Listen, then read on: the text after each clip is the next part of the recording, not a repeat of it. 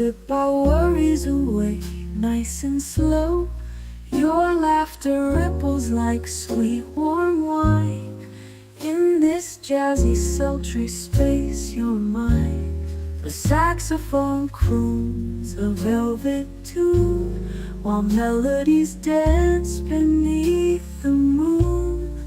We'll toast to moments both grand and small, in this hazy, lazy, jazz-touched hall. But let's sit together in the mellow night. We'll drink to love till the morning light. Every glass we raise a promise true. Here's to the magic in a drink with you.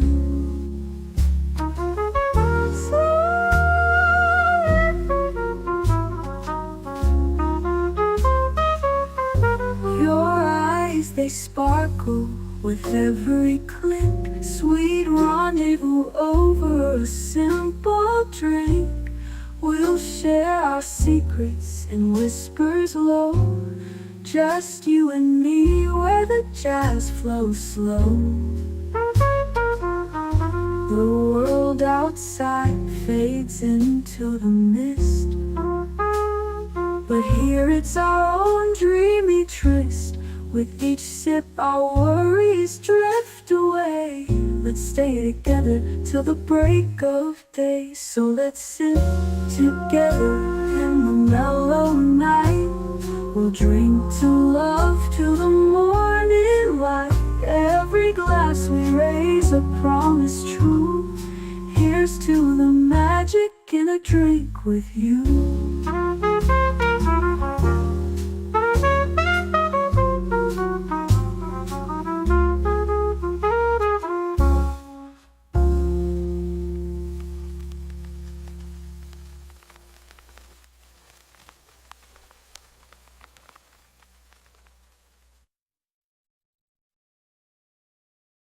The following live stream has been approved for appropriate audiences.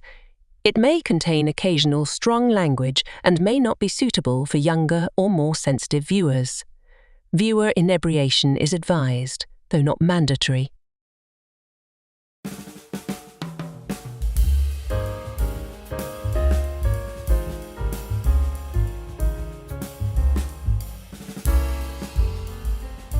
With the departure of David Tennant, showrunner Russell T Davies also exited to be replaced by Steven Moffat, who had written some of the most beloved episodes of the RTD era. He was not as good a showrunner as he was a writer. Arguably, this heralded a downfall spiral similar to the post-Davison era. What's not arguable, unless you're insane, the end of this period marked the end of Doctor Who, at least for the foreseeable future. And it will also wrap up our multi-part Doctor Who retrospective. So top off your glasses, tell me what you're sipping on in the chat, stare into the untempered schism, and we'll roll this Canarble TARDIS right now, or 1,000 years ago, or 1,000,000 years from now.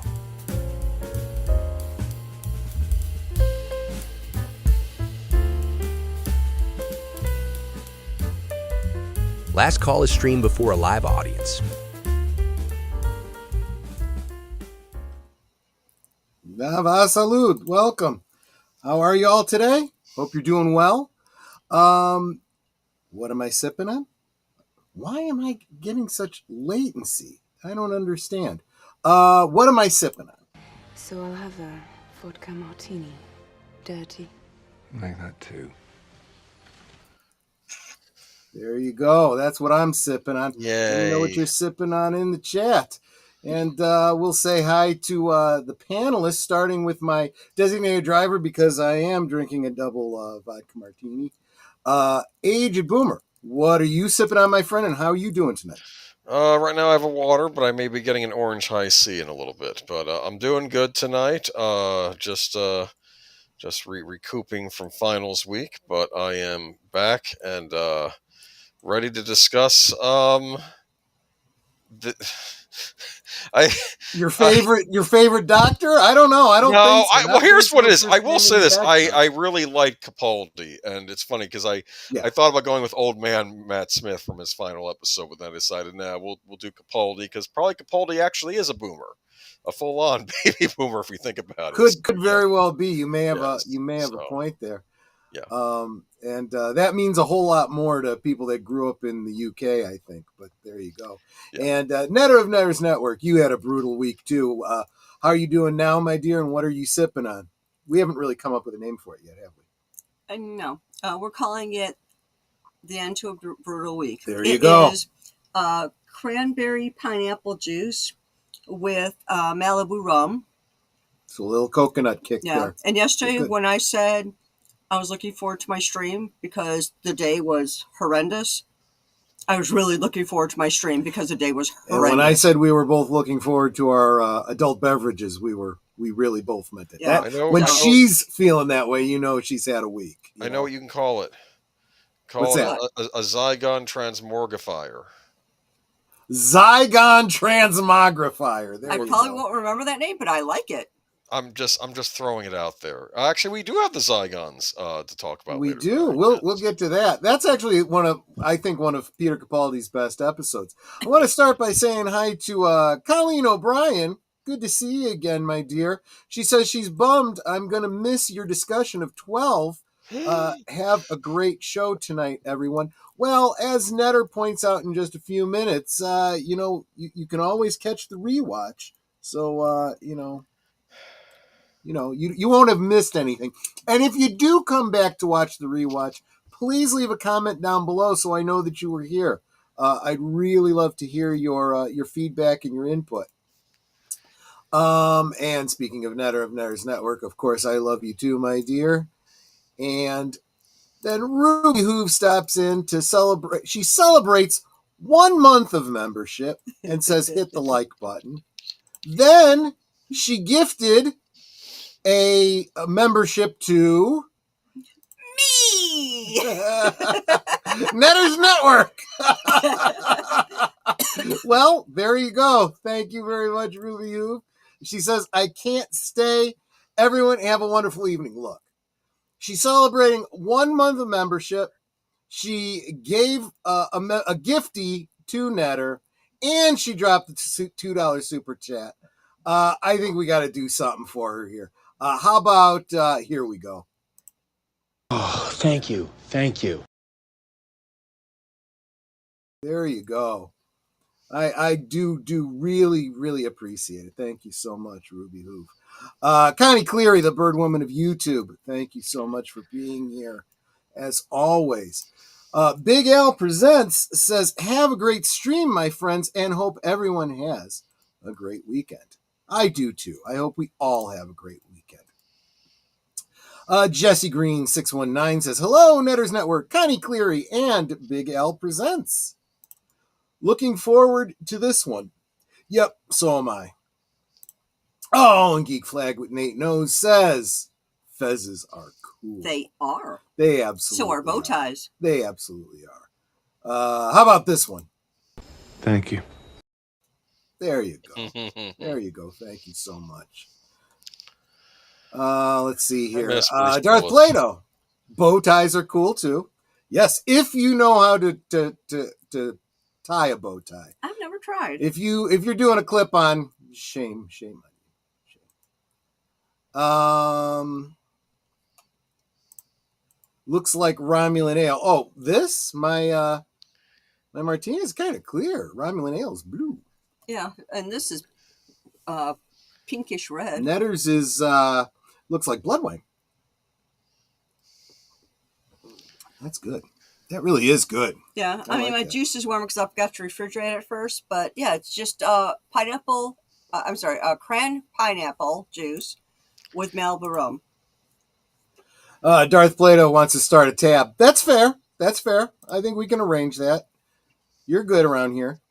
I'm sipping on a giant grocery store brand root beer, and it's not bad.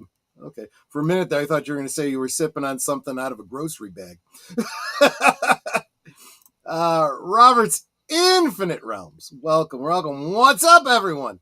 Good to see you, my friend. Salute. Let's see. I'm going to unsub so that I can get a free sub. Well, here's the problem. This just came up on... It's a membership, not subscription. Oh, well, yeah, unsub so I can get a free. Yeah, no. Subs are free. Subs are always free. It's the membership that, and I think that's what you meant. But, yeah, as, who was it I was just watching recently? Was it Culture? Or Probably, maybe it 'cause- was Viva Fry. Someone was saying, how do I win a gifted membership? And the host says, well, you don't. It's just completely random. There's nothing we can do about it. Yeah, it's like when I first started seeing those, I thought you had to like click on something really fast to be able to claim one until I discovered it was all random. It's completely random. And you don't even have to necessarily be in the stream at the time.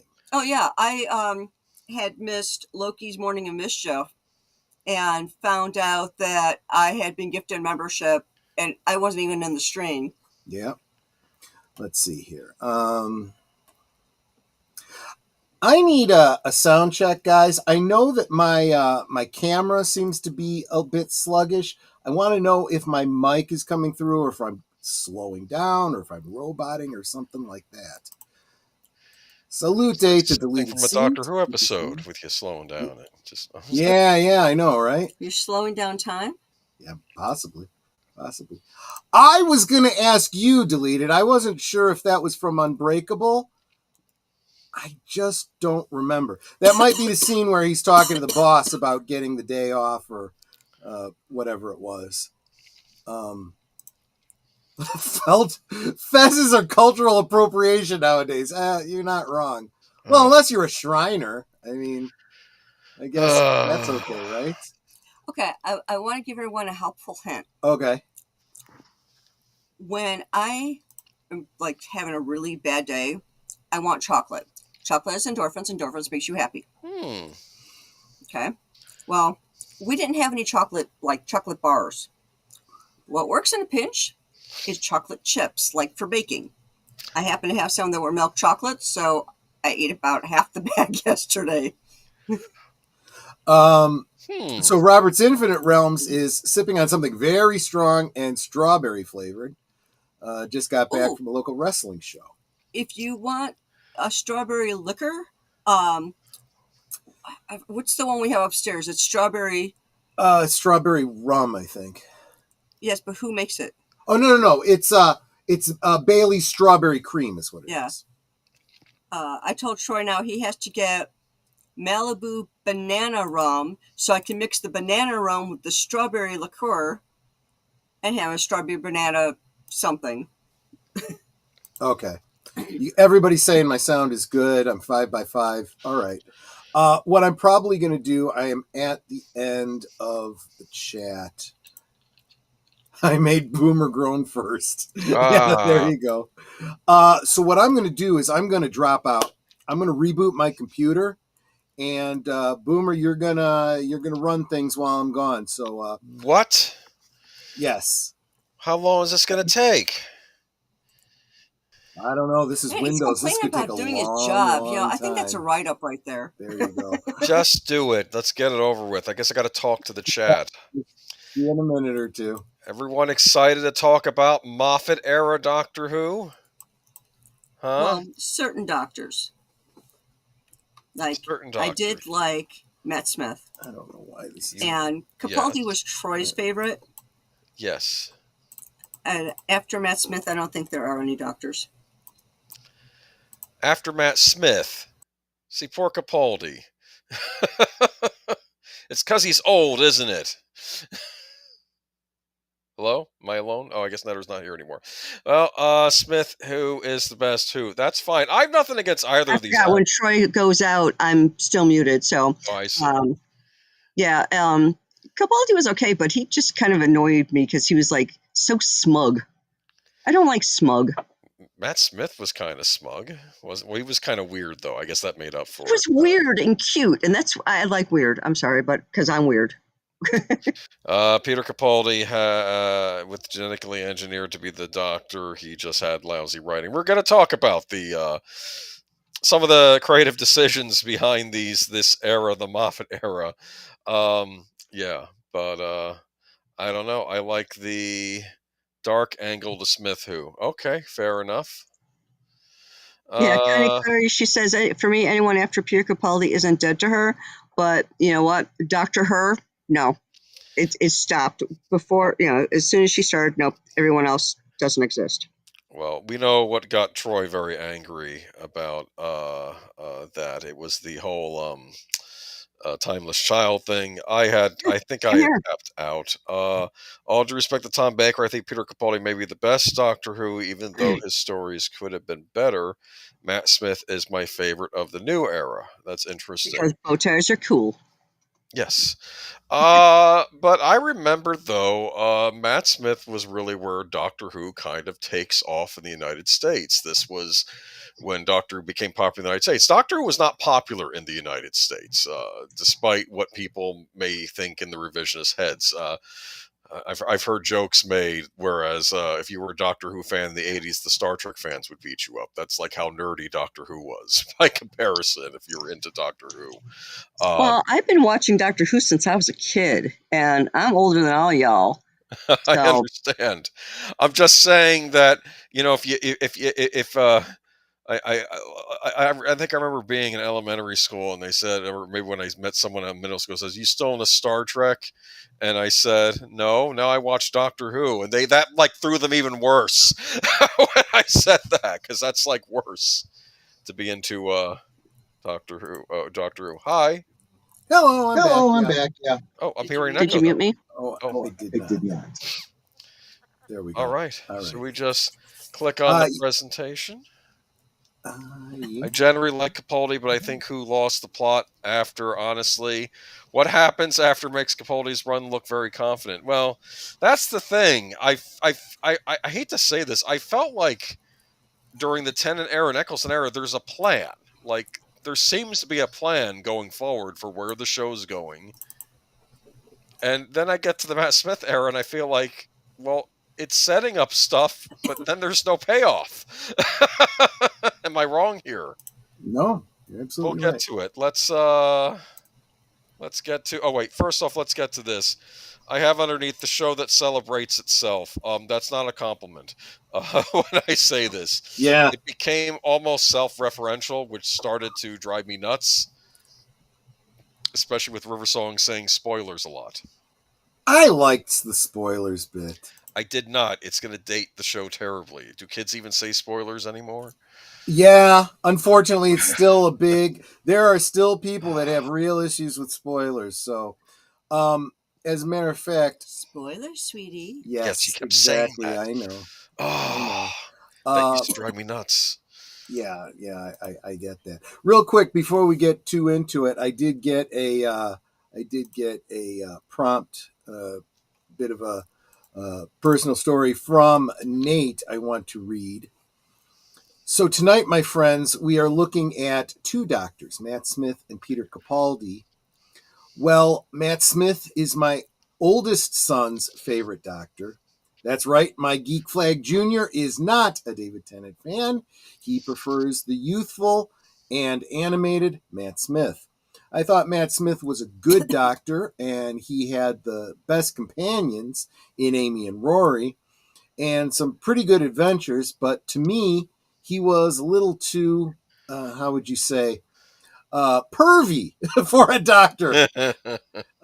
Sexual attention when Amy was with Amy was out of place, considered he met her when she was a child. That's actually a good point. Him kissing random women and commenting on how tight and short Clara's skirts were. But when he wanted to be menacing, he could. Did he make any jokes about their fish fingers and custard?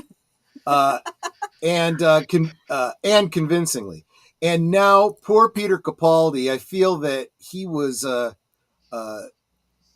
genetically born to play the Doctor. He was perfect at every way. Unfortunately, he was saddled with diminishing writing. The show just kept getting worse and worse. And I don't believe he left the TARDIS. He ran when he saw where the show was headed with new showrunner Chris Chibnall, so that we have it. The last two good. So here we have the last two good doctors, at least for a long time. I still hold out hope that the Doctor will go into its next long winter and someone will come along and save him and us someday. Well, that's my 2 cents. Your humble contributor, Geek Flag with Nate Knows, 1973. Thank you so much, Nate. Super, super appreciate that. Yeah, I have to agree with everything you said. That actually pretty much summed up what I wanted to say. Okay, it's your show. Goodbye, everyone. No, seriously. Go ahead, Boomer, and I'm going to sit here and it's drink. my show. Let's move It along. is now. Here's the big quote. People assume that time is a strict progression of cause to effect, but actually, from a nonlinear, non-subjective viewpoint, it's more of a big ball of wibbly-wobbly, timey-wimey stuff. Yeah, I heard this before. I heard it on the previous. Look. My point is that I feel like that's the explanation for everything. It's just wibbly wobbly, timey wimey stuff. Let's move on. People are gonna hate me after the stream, I'm sure. But let's move on. Let's move on to. Did we like the new logo? Yeah, I didn't mind it so much. I actually, one thing I do like about the logo is, and this is a subtle thing. You only notice this if you're kind of into animation. That light on top of the DW that turns it into a TARDIS, that it looks like a light. It really looks like a shining light. And I think they did a good job. I did like River and the Doctor's relationship being non-linear, made it interesting. The Doctor and River had good chemistry together. Yeah, I did. Last week I compared it to me and you. Hello, sweetie. Well, there's that. But I was going to say the Time Traveler's Wife. Yes. Which is not the Doctor Who episode. It is a book turned into a movie. Well, you can watch the movie if you want. The book was way better. I also wanted to real quick say hi to Real Wade Nation Gaming clips. Here's a spoiler for you. I'll be hanging out with him over on his Rumble channel tomorrow afternoon at 2 Central, 3 Eastern, as we do a watch party of Tron and Tron Legacy. There we go. So hope you can join us. It'll make me look good when I'm a guest on someone else's channel. If I got peeps there to cheer us on. Peeps are good, especially if they're marshmallow. Oh, the blue peeps. All right. There we go. I remember there was a big 3D trailer for this when this came on. Remember? And it showed Amy Pond played by what's her name? I always freeze on air. Karen Gillian. Karen Gillian.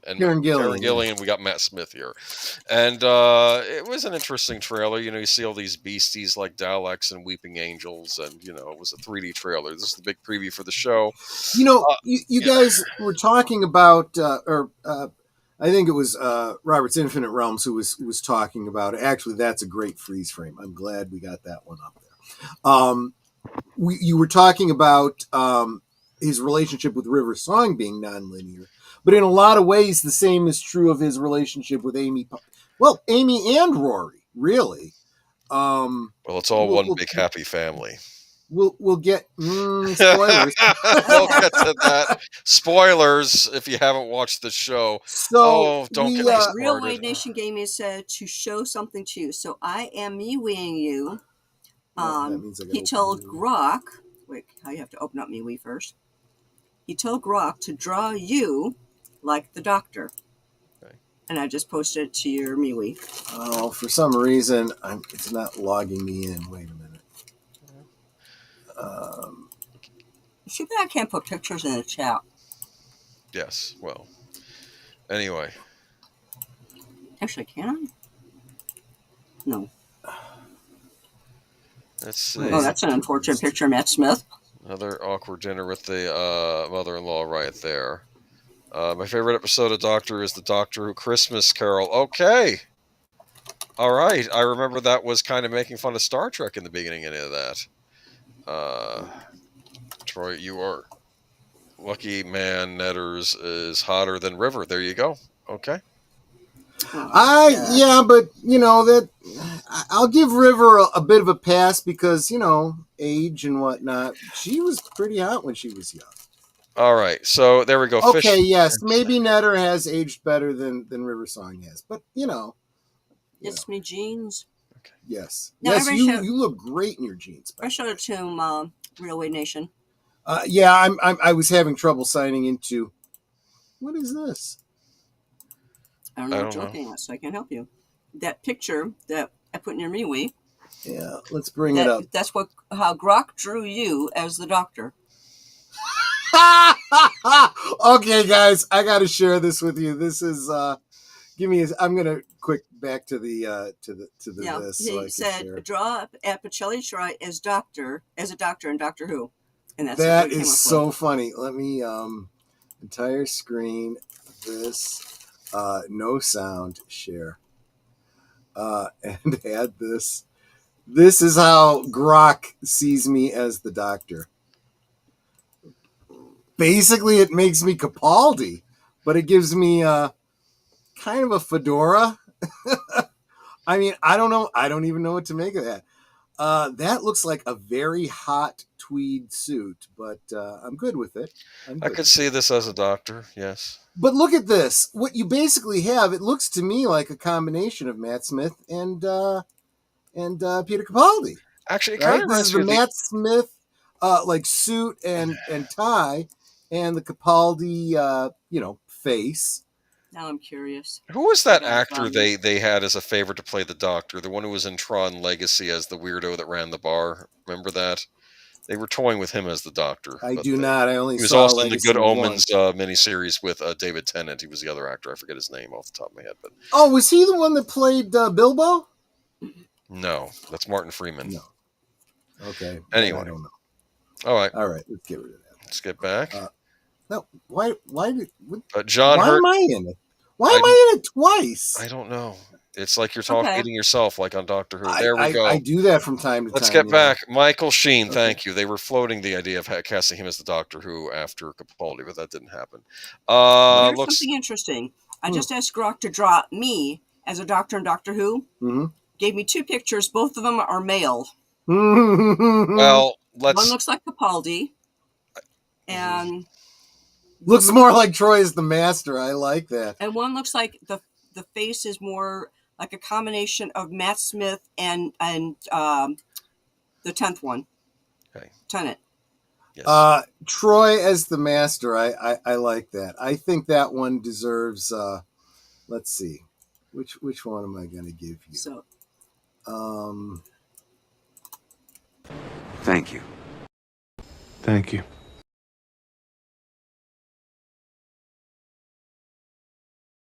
There it is. All right. So we did we kind of cover Agent Boomer hates me now. It's fine. No, it's fine. I'm just saying we got a lot to cover, but it's all right. So it's cool. So Matt Smith, the Matt Smith Doctor, gets a new set of custard. He gets a new set of 12 regenerations, and his first. No, he doesn't. No, I'm sorry. David Tennant gets a new set of. No, he doesn't. No, we haven't gotten there yet. No, we haven't gotten there yet. Stop skipping ahead. David Tennant gets a big chin, and here he is, and it's you get the impression that there's something a little bit amiss, kind of like the Peter Davison incarnation. There you go. So he's acting weird. So he needs something. In Peter Davison, he needed a stalk of celery, right? This incarnation needs apparently fish fingers and custard. Yeah, I guess in England they call them fish fingers instead of fish sticks. So that makes sense, I guess. Okay. It's still processed fish, fried in batter, but whatever. Okay. Well, I specified this time to draw at Netter's Network as a Doctor in Doctor Who. I look like the Impossible Girl. Interesting. Interesting. I'll have to take a look at that later. All right. So here we have Amy Pond now all grew up. That's Rory, her, I believe, fiance. Is that right? Yes. Who is he a nurse, as I recall? Yes, he is. And real quick, one thing you gloss over is that he meets her as a child, Yes. He leaves and kind of comes back, and That's he her. jumps. He basically jumps over her life, so to speak. Yes. So yeah, now he's back. I forgot what she was So he doing. shows up. He's in her house. He's looking for the little girl, not probably realizing how much time has passed by. She's dressed as a police officer, so he thinks he's getting arrested. She behaves like a police officer. She handcuffs him to a radiator, but she's not actually a police officer. This isn't a stripogram, is it? Yes, it is. Well, it's a kissogram. It's a little different, but effectively the same thing. Yeah, we don't have It's a those in the similar United thing. States. Well, we have seen shamograms where telegrams. you have to feel bad if you're attracted to the redheaded lady. Okay, anyway. Right. Amy Pond and Rory, best companions ever. That's fine. A lot of people like them. I'll tell you what, as a pair of companions, I definitely agree.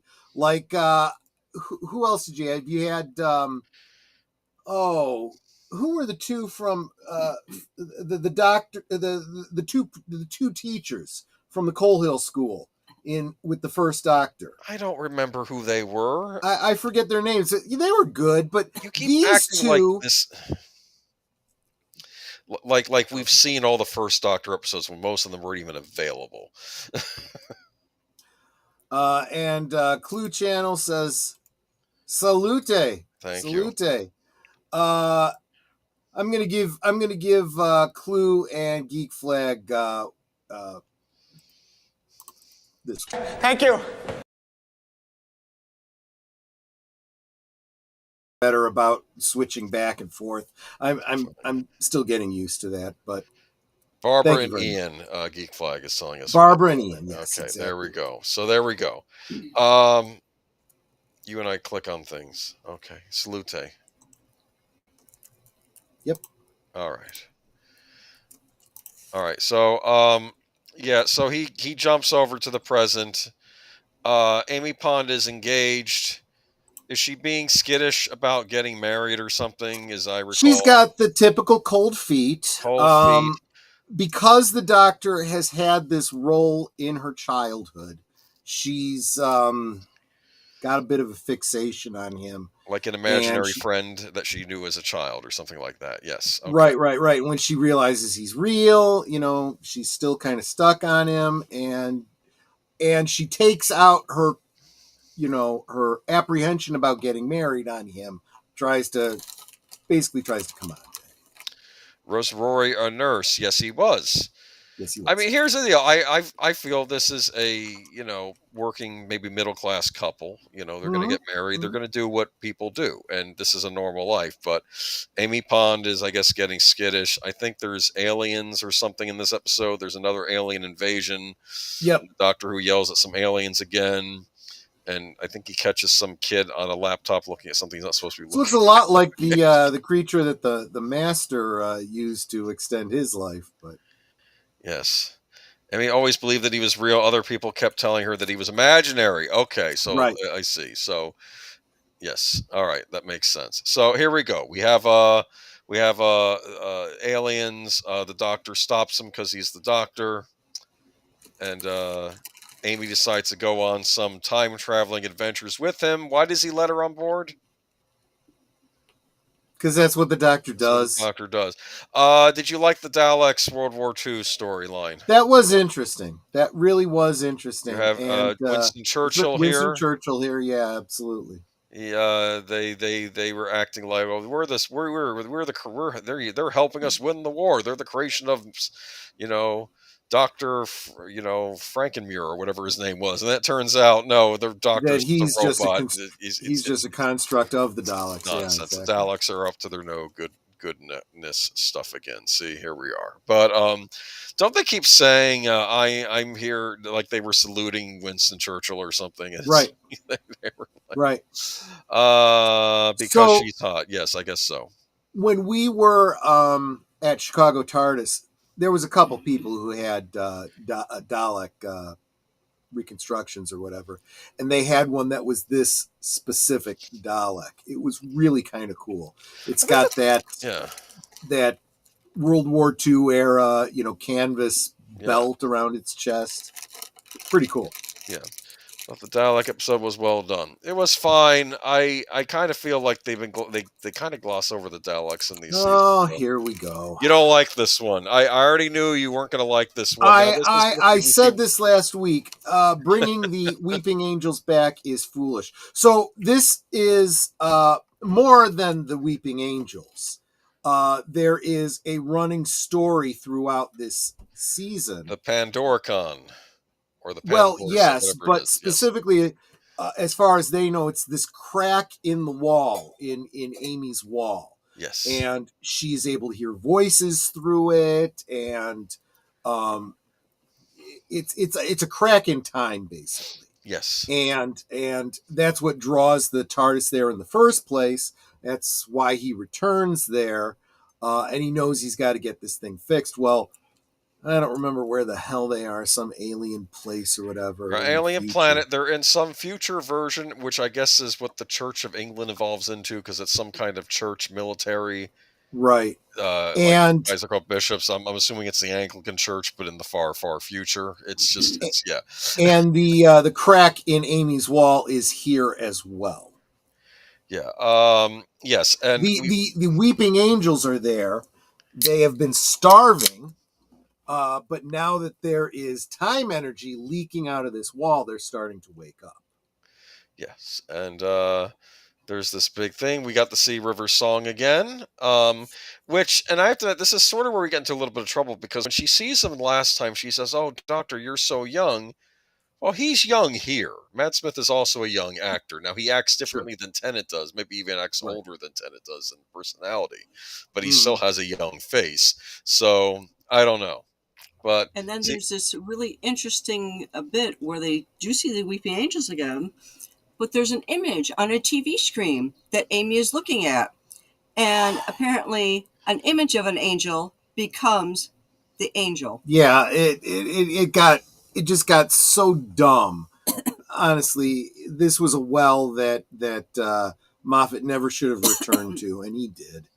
He almost didn't hire Karen Gillian for Amy. That's interesting. I didn't know this. Okay.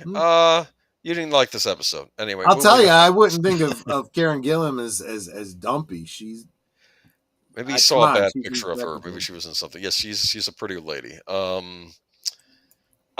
This one I liked. I remember this was the Dream Dr. Lord Zoloff episode from Captain Or is it Zemo? America. I forget. No, Zoloff. No, that's the great Toby Jones playing what he says. "Oh, if you're the Time Lord, I'm the Dream Lord," right?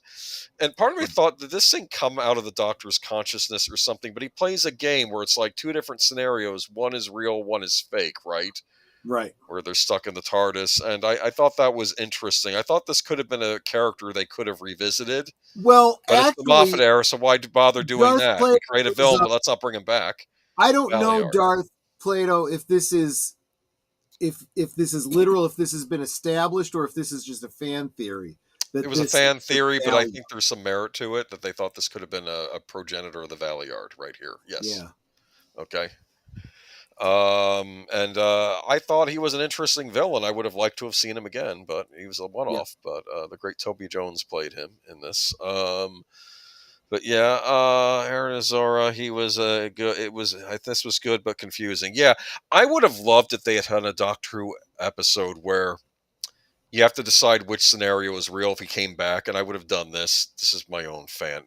Indulge me here for a minute. This could have been a standalone episode on a DVD, like the Attack of the Grask. That would have been cool. Maybe. What I thought could have been fun about this, though, is if he had come back, there could have been another where he has to choose between two scenarios, what's real and what isn't.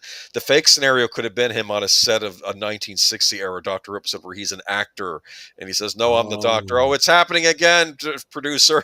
Set our actor straight. He's not really the Doctor." And then the other thing would be like a real Doctor, and you have to decide which is real. I thought that might have been kind of funny if they had kind of broken a fourth wall, but it would have been like a kind of a nod to the 60s, early Hartnell era. Right. That didn't happen. Anyway, I know that's just my idea, but they don't let Americans write for Doctor Who. because Joe Hill said they told him no. He had sent a script during this era, said, I'd really like to write a Doctor Who episode, and he says, well, we don't normally let Americans write for the show, and we certainly wouldn't let you. And I'm like, it's Stephen King's son. You're going to talk to him like that? It's like, wow. And that kind of tells you why this show has kind of been spiraling down since then. I mean, yeah. Okay, so we have the return of the Silurians. I did not Madam like their Avstra or something like that. No, that's not her. I think that's somebody else, but it might be the same actress, I believe. Probably. I didn't like the new look. I like the more creepy Silurians thing. They kind of kept some of the creepy look by giving them these goggle masks they wore. When they take them off, they actually look humanoid. They look too human. Yeah, they look too human. They look. I mean, but it's fine. It's the new Silurians. You have to get over it. I know. I'm just this is right. The cracks start forming in my fandom and stuff. But this took place in the near future. I believe something really weird happens in this episode where Rory gets wiped from history because of the crack, and then Amy says, "I don't want to forget him. I don't want to forget him," and then she forgets him, right? Because he gets erased from time. That was kind of tragic, right? Yeah, but that has a payoff later on. Yes. Yes. So, this was probably the best episode of the Matt Smith era, in my opinion. Yeah, the episode. This one, if you're not in tears at the end of this episode, you have no heart. Yeah, old Silurians were just wearing helmets. I don't. You know what? I'm gonna keep quiet. I sometimes the new designs bug me on New Who. I thought the Centaurans were great. I thought the Daleks were fine. I did not. Anyway, that's fine. This is the Van Gogh episode. Remember they take him at the end and they show him an art gallery in the future where everyone is still appreciating his work and he's just stunned, right? And because his death is a fixed point, he doesn't end up changing anything other than there are a few more paintings that he paints before he dies. Yes. But he shows how much he was appreciated by the human race in the future, so that's good. Let's see here. We have is that Gordon Cole, who became the talk show host? Yeah. I know you're probably not his biggest fan, but I will say this episode begins with him being this kind of. I do like his character, and I do like his son. His son was awesome. Yeah, and he's Stormageddon. Do you remember though? He's in. Pardon me. And I'm just saying he was in this episode and he's in love with his roommate, right? And he's trying to work up the courage to tell her I love you, right? Yeah. And she leaves for the day and then he decides to, and then he hears a knock at the door and he thinks it's his roommate back and he opens up and says, I love you, and it's Matt Smith, Dr. Who. Yeah, exactly. Really? Well, thank you. I don't even know you, yeah. I burst out laughing at that. The Van Gogh Thank you very much, might be the best Flag episode. with Nate Knows. Oh, sorry. 1973. He says best whoever. That's a big one. Well, you know what? $5. That deserves something. Thank you. What the heck? I'm screwing it up again. Sorry. What? We're back. I have to tell you, you have to introduce me to that lounge singer sometime. I bet she's cute. Okay. Okay. Anyway, AI, would that matter to you? What? If I told AI? You AI, you know what? We're getting to the point, man. We're all going to be hooked up to the machines at some point. Anyway, all right, we got to the big finale. Sorry, we're speeding through these, but we got to get the whole thing tonight. This is a Roman army. Yes. All these aliens are like Draconians, Daleks, Cybermen. They're all like converging on this point. Who's the greatest villain? Who's the one that's going to destroy the universe? Could it maybe be the Doctor? And I kept thinking, well, why do the Daleks have a problem with that? Considering in the last time we saw them in the Tennant era, they were going to destroy the universe. But then I realized, oh, well, the Daleks, they want to be the ones to destroy the universe. Right. And the other thing is that this is the payoff for the whole season-long arc, right? That crack that was appearing in Rory's in Amy's wall that called the Doctor, that was getting bigger everywhere that he went.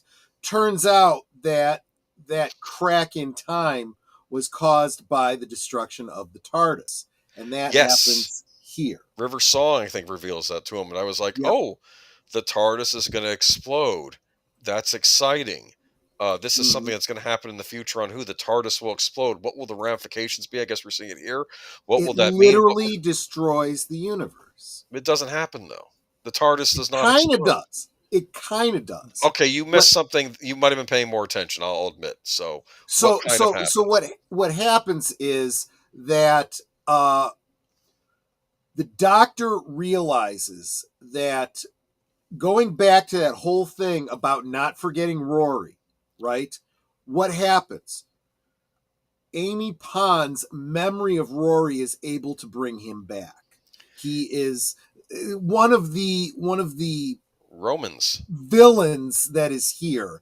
That Rory the the Roman. Dalek, the Cybermen, and all the Autons. And one of the Autons is Rory. Oh. And the Autons are in the form of these Romans. The Romans, the ones that disappeared at help me out, Darth Plato, the missing legion from history. Yeah, that was a historic thing, yes. And it was them. It was that legion. But they were all Autons, and they ended up here. And doesn't it end with them sticking him in? They stick him in the Pandoricon, or they seal him up. They seal the Doctor up, as I recall. They want to seal up the Doctor, because they figure if they this Pandorica is some sort of null space inside of it. There's no time, there's no nothing. So you're literally frozen in time, and you're removed from the universe effectively. And if they do this to the Doctor, it'll stop the whatever's going to happen. Yes, Pandorica opens and the Big Bang. The Big Bang, of course, being the Ninth Legion. Thank you very much, Darth Plato. And yeah, this, I gotta say, this actually was, again, Steven Moffat at his best, because this is a lot, the Fez and the mop and all this goofiness, but it all fits into some time travel-y stuff that he does. And it's very reminiscent of the kind of thing that he did with Rowan Atkinson in The Curse of Fatal Death. Well, I can go back in time and I can do this, this, this, and this. And this happens to the Master. Yes, but I can go back in time and do this, this, this, and this. And then, which of course is paralleled by Bill and Ted. Oh, I got to remember a garbage can. Boom, garbage can falls out. And so they got to go back in time to set up all these things so that they can, win the day.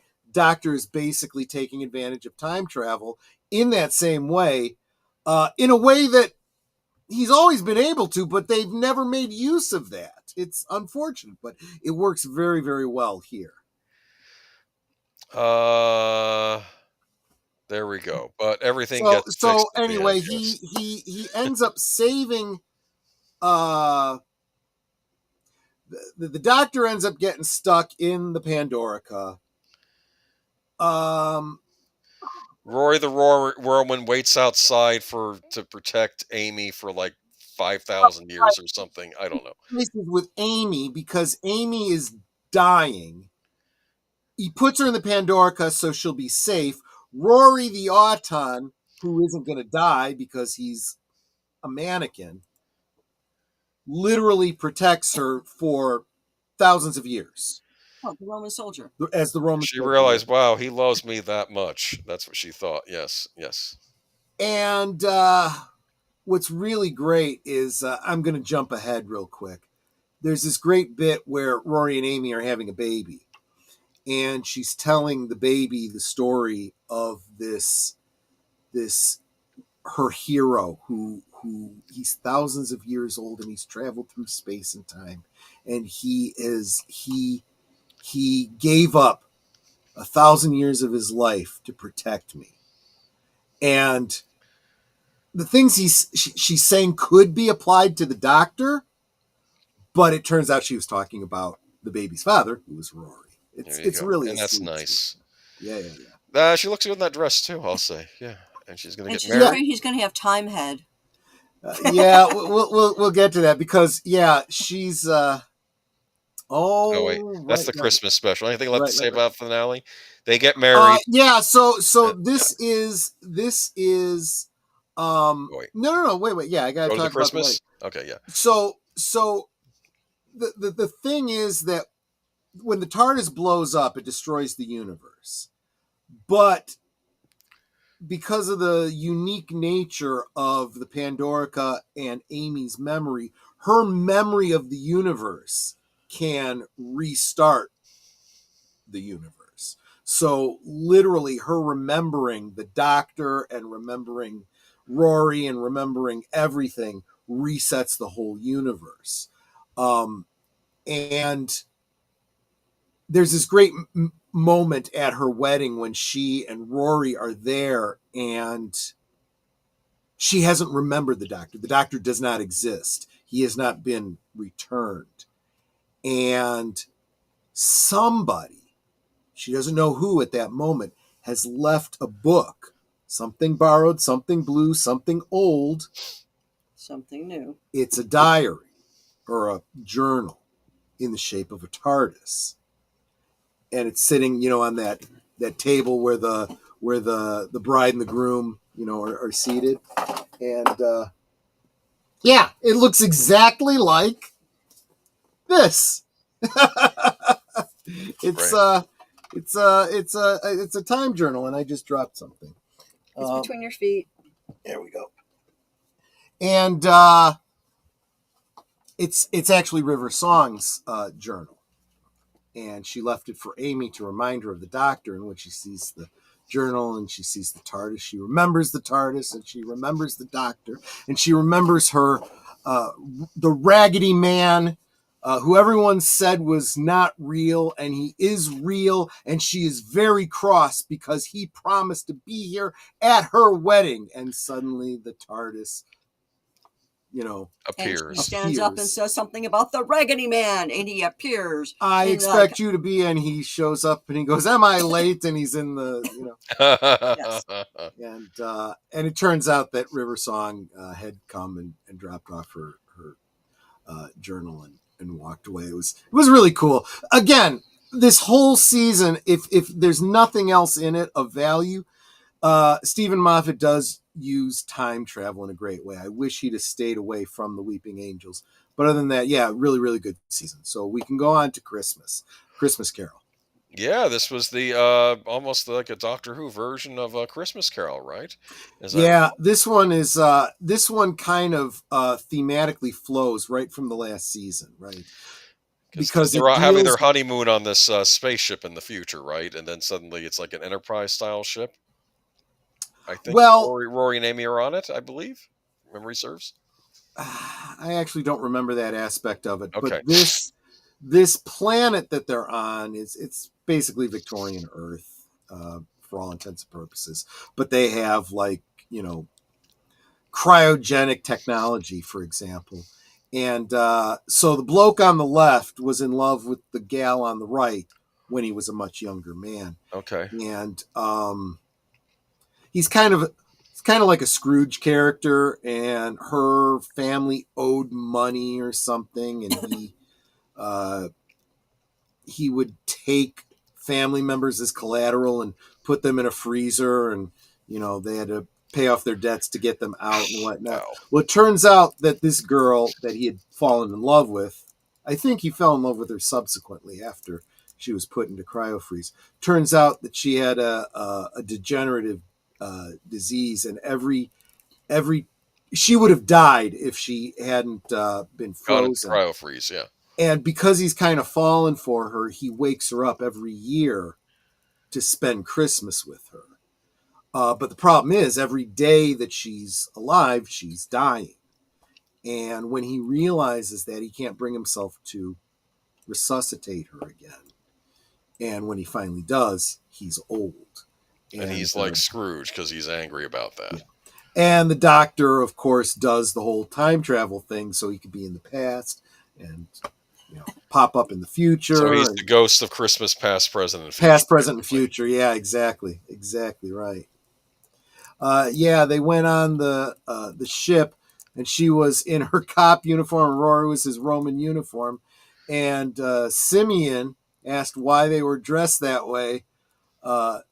Nothing, Amy shyly replied. Yeah. Oh. So, yeah. So, that was a fancy dress cruise, wasn't it?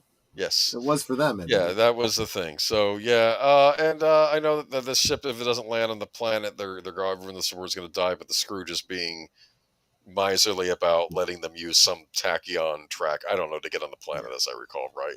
There's the whole sci-fi story, and the doctor fixes things, and the girl's gonna die, and it's really sad. But they have one last Christmas together. They have one last Christmas together, yeah. Okay, so, This was back when they actually did good Christmas episodes. So, moving on to...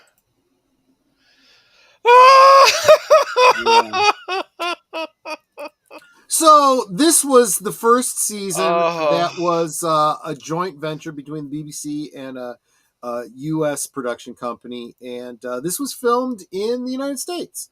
Yeah. And he even wears a cowboy hat.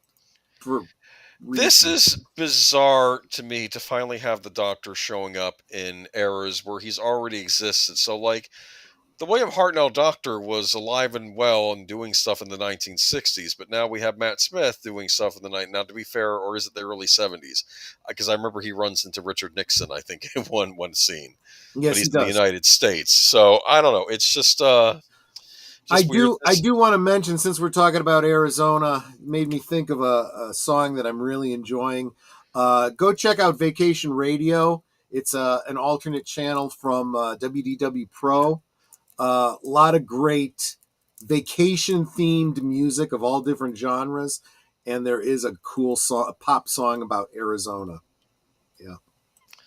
Oh, the Christmas special was the first Doctor Who my wife ever saw. Okay. Oh, interesting. There you go. So, there's this big thing where sometimes those standalone special episodes are a great jumping on point for people, because you don't have to have watched anything before it or after it to get that one story. So the Doctor is going to die. That's the big thing.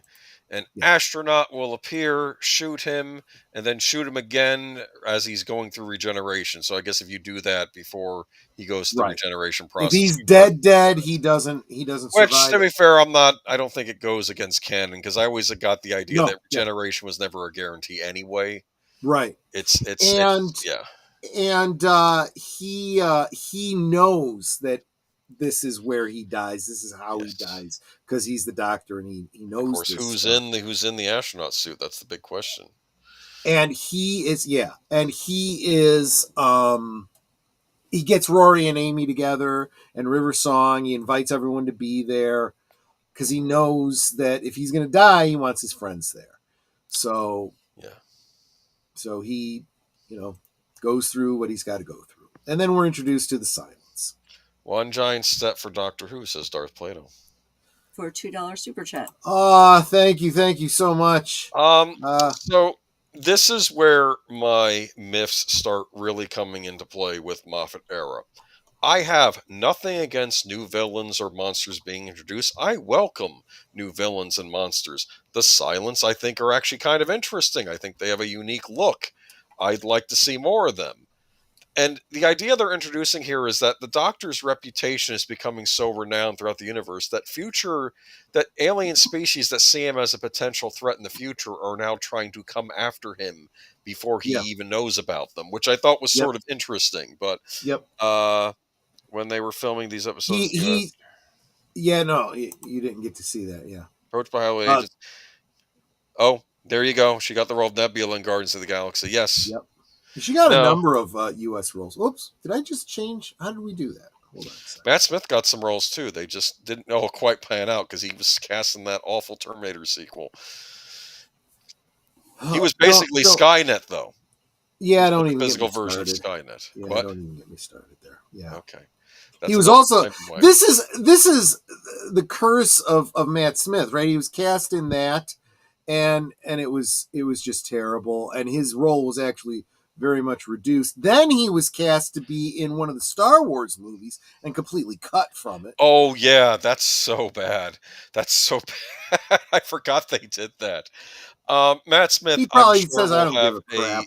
I got the he'll baby have a back." long career. He's a unique actor. Oh Frankly, yeah, worst case he gets in to be in BBC productions. I mean, come on, yeah, and he's fine. got He'll be that fine. House of the Dragon thing and everything Oh, too. that's right. So. That's what he's currently on. Yes. Um, So he he was was in also Star. in Secret Diver at Call Girl.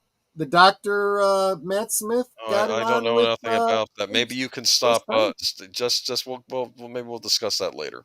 Anyway, though, he was in Star Wars but got out. Oh, that's funny. Yeah. Well, Mm-hmm. I feel like no one ever gets out of Star Wars. Hayden Christensen seems to keep having to come back. Anyway, the silence though, cool look. They almost reminded me of the Weeping Angels though, because it wasn't one of these things where like if you look away or So something. Yeah. here's the thing: if you're looking at a weeping angel, it becomes quantum locked.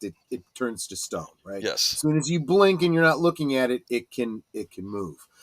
The silence, if you don't look at them, they have no power over you. But as soon as you turn and look at them and see them, oh crap, oh shit, it's an alien, I'm gonna die. But as soon as you blink, as soon as you look away, you completely forget you ever saw them. It's the whole Men in Black concept. Maybe this is where the Men in Black came from in American urban That was what they mythology. kind of They were implied, going yes. for, yes. He was the villain in the Lost River, one of them anyway. Oh, that's interesting. Deleted scenes. But yeah, I don't even remember how this episode ends. I remember Richard Nixon shows up.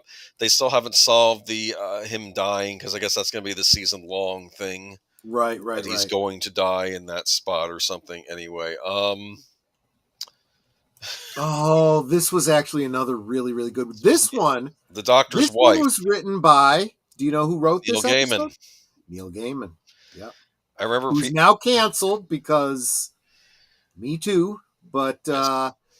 that doesn't change the fact that he's a brilliant writer Yes. who wrote Anyway. a brilliant Doctor Who episode. So this is when they end up on some planet. I think the Doctor thinks that Time Lords may still be alive because he finds a bunch of busted TARDISes on this planet. But yes, and then he receives a message that only a Time Lord could have sent. Like he's trying to see if he the could rescue little black Time box Lords. from a TARDIS, right? Yes. That brings him here, only to find out that this is a trap for Time Lords, and yes. a whole bunch of them since before the time of the Time War ended up here, and that's why there's TARDIS pieces all over the place and whatnot. And then we have the TARDIS as a. It's funny. I remember one time when there was some. This is when people started ranting about Doctor Who on YouTube. I remember the early days when I was getting to YouTube. Why is the TARDIS an old lady? Like someone was making. She's not that old.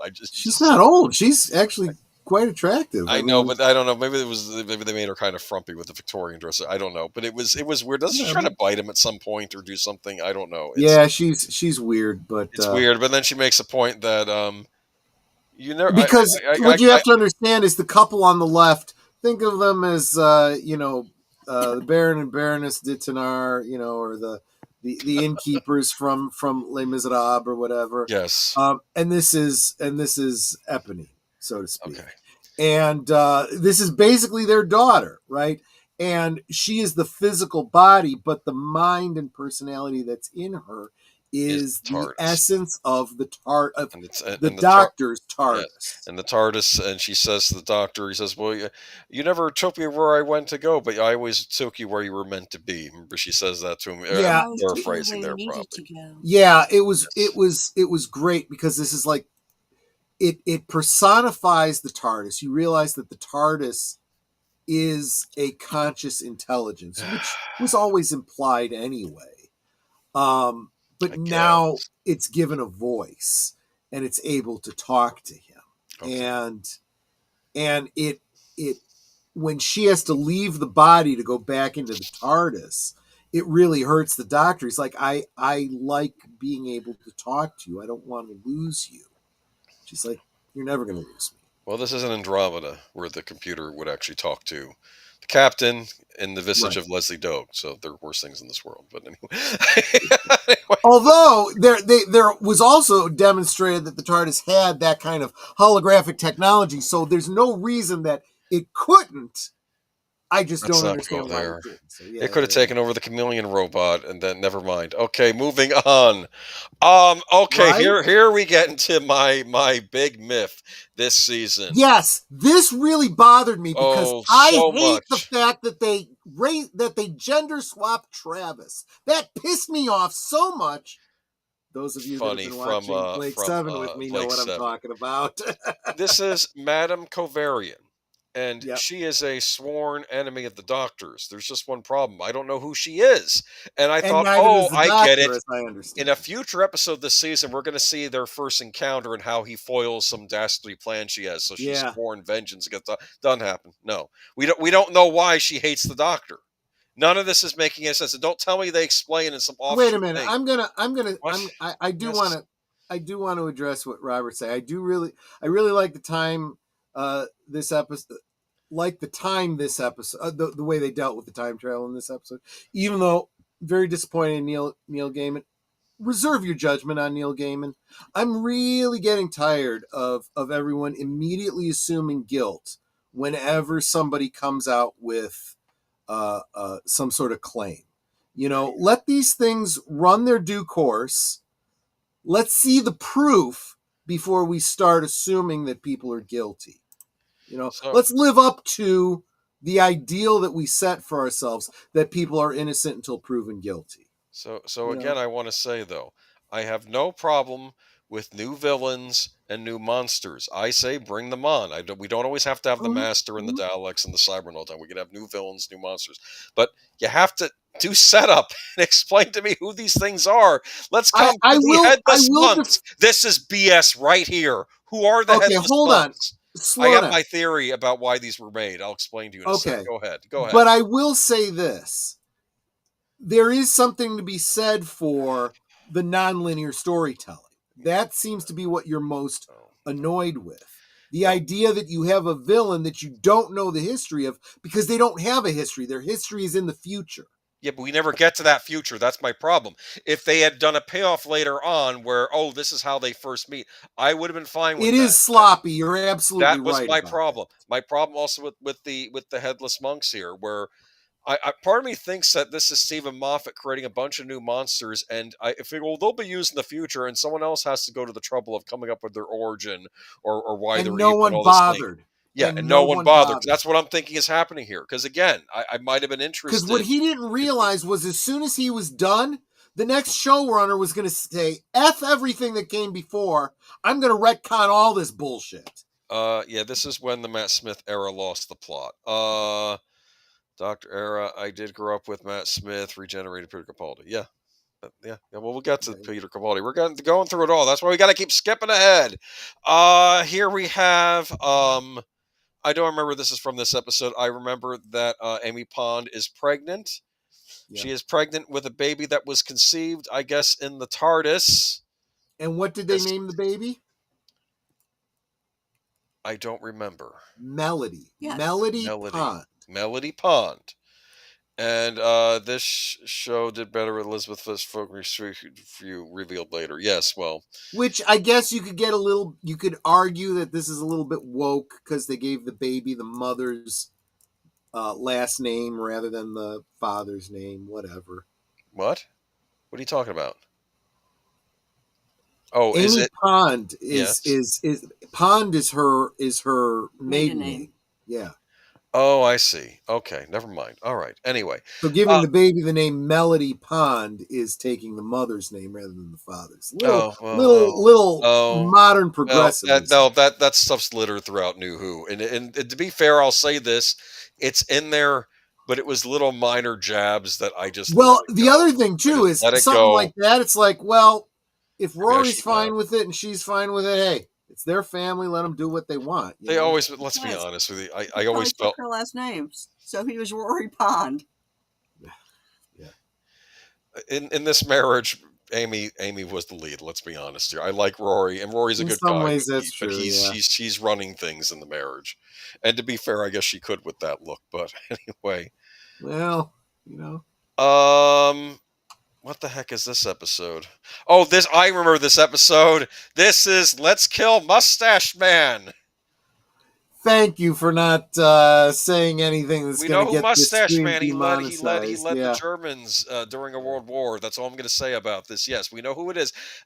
This episode, people were angry at this episode. What's Like, great what is is this looks going like on? it looks like the bridge of the Enterprise or something like that. Oh no. Oh no. It looks like the Bridge of Discovery, probably. Whatever, but it looks like the bridge of a starship. No. What you find out is a la the films that Big Al is going to be showing this week on films, or this month on Films with Friends.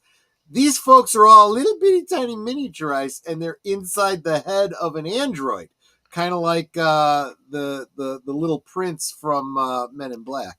Yeah, the idea is that they go through time to give these bad leaders the punishment they deserve without altering time. So I guess they give Mustache Man a jolt a bit so he gets to feel the pain he's caused others, but then he doesn't remember getting the jolt. None of this makes any sense. And of course, they take them out of time and torture them.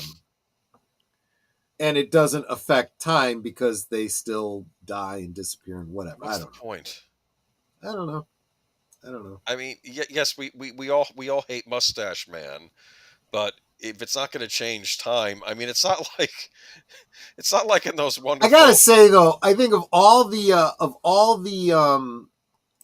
TV shows, films, whatever, all the entertainment that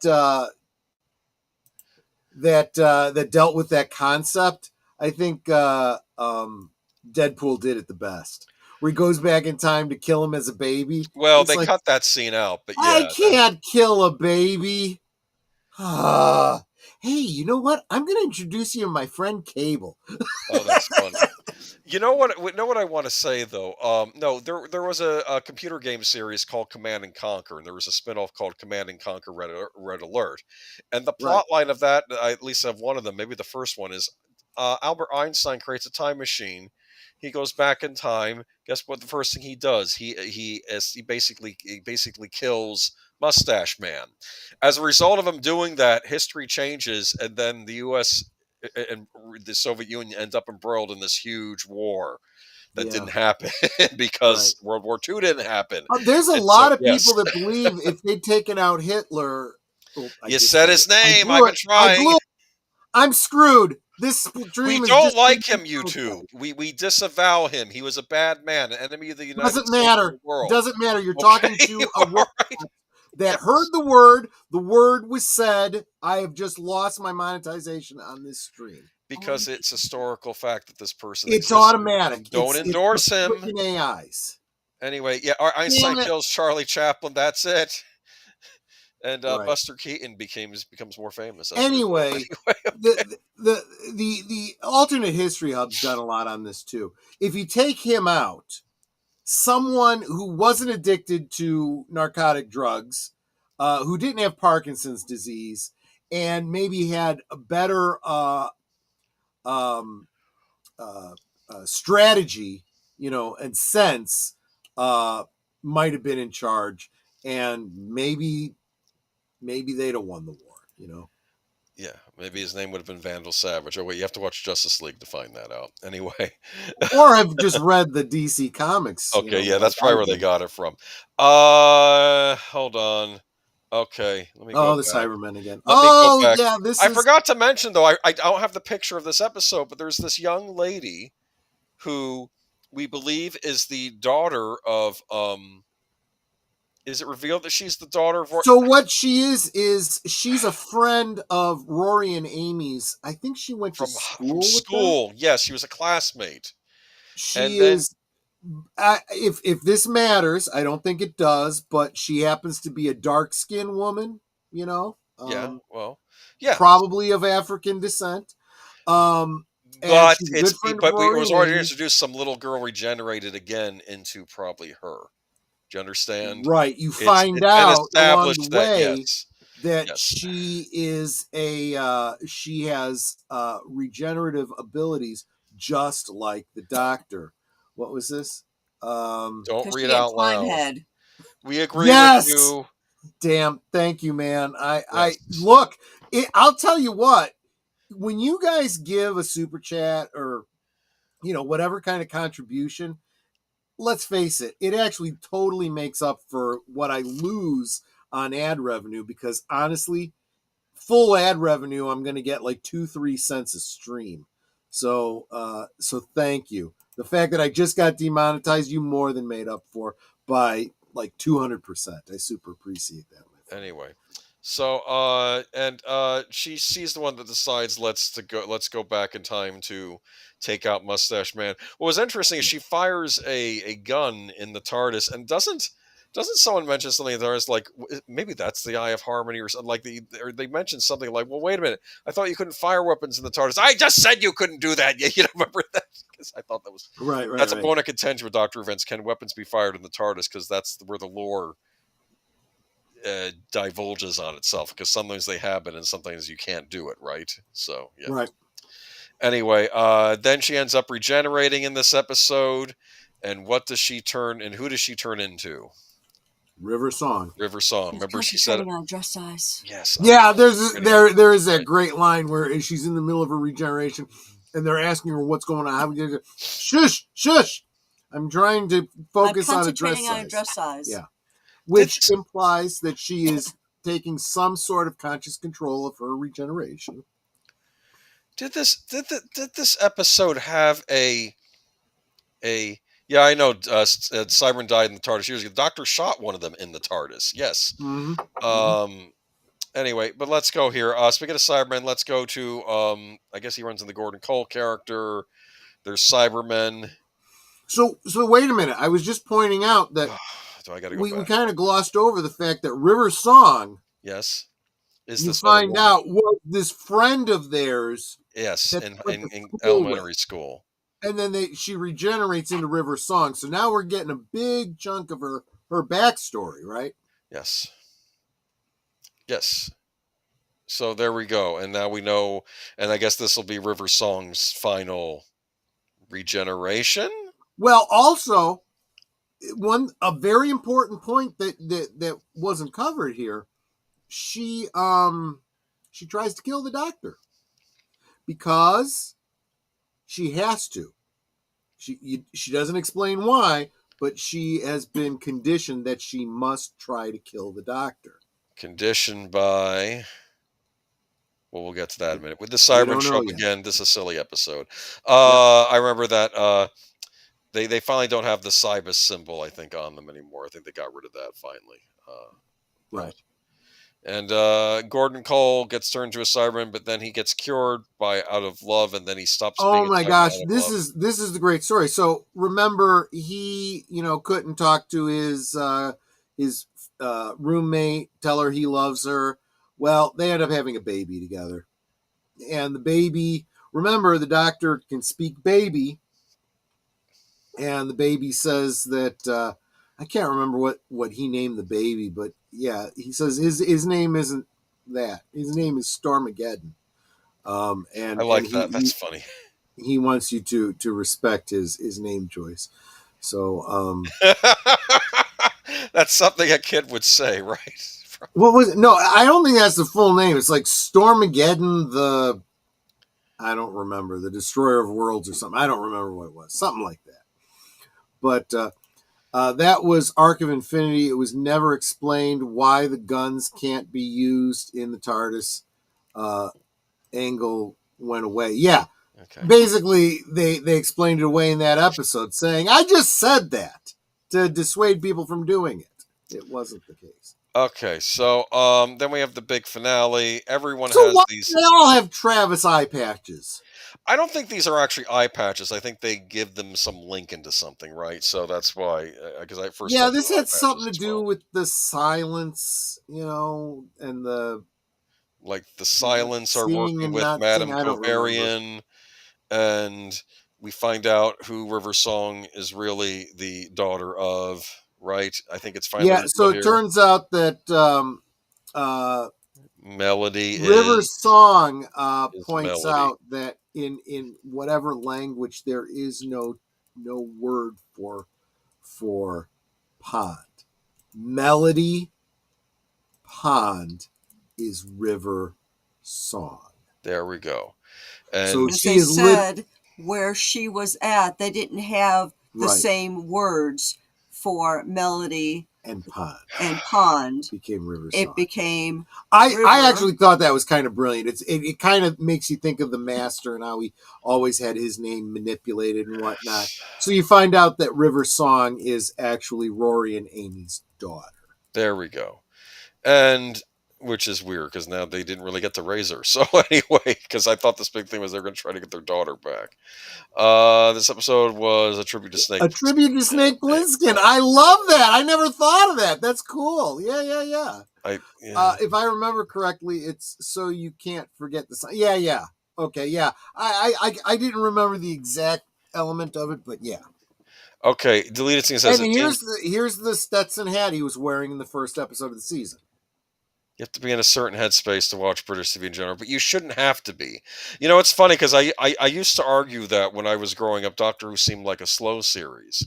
Then we get to New Who, and you have to understand there is a cultural difference between the U.S. and UK. Yes, but then I felt like New Who was sped up with the pacing to the point where I was finding it hard to keep track of things.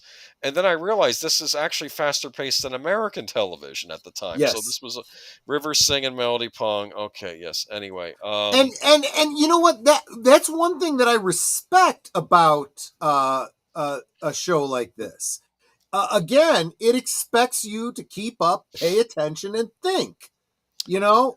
Yeah. I appreciate that. And a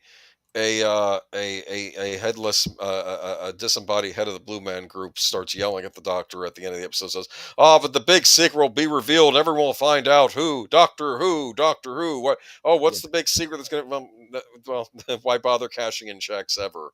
Because I don't know. just move on. So move the on. idea is Let's that the big question that is so crucial is Doctor Who. It's a question. And if it's answered, what happens? The world ends. The universe explodes. It's a prophecy that it's the end of the Doctor. Okay, let's move on. Did it turn out that River Song was the astronaut? I don't remember now. Anyway, yes, it did. She was programmed by the one-eyed chick she was actually stolen from Rory and Amy as a child.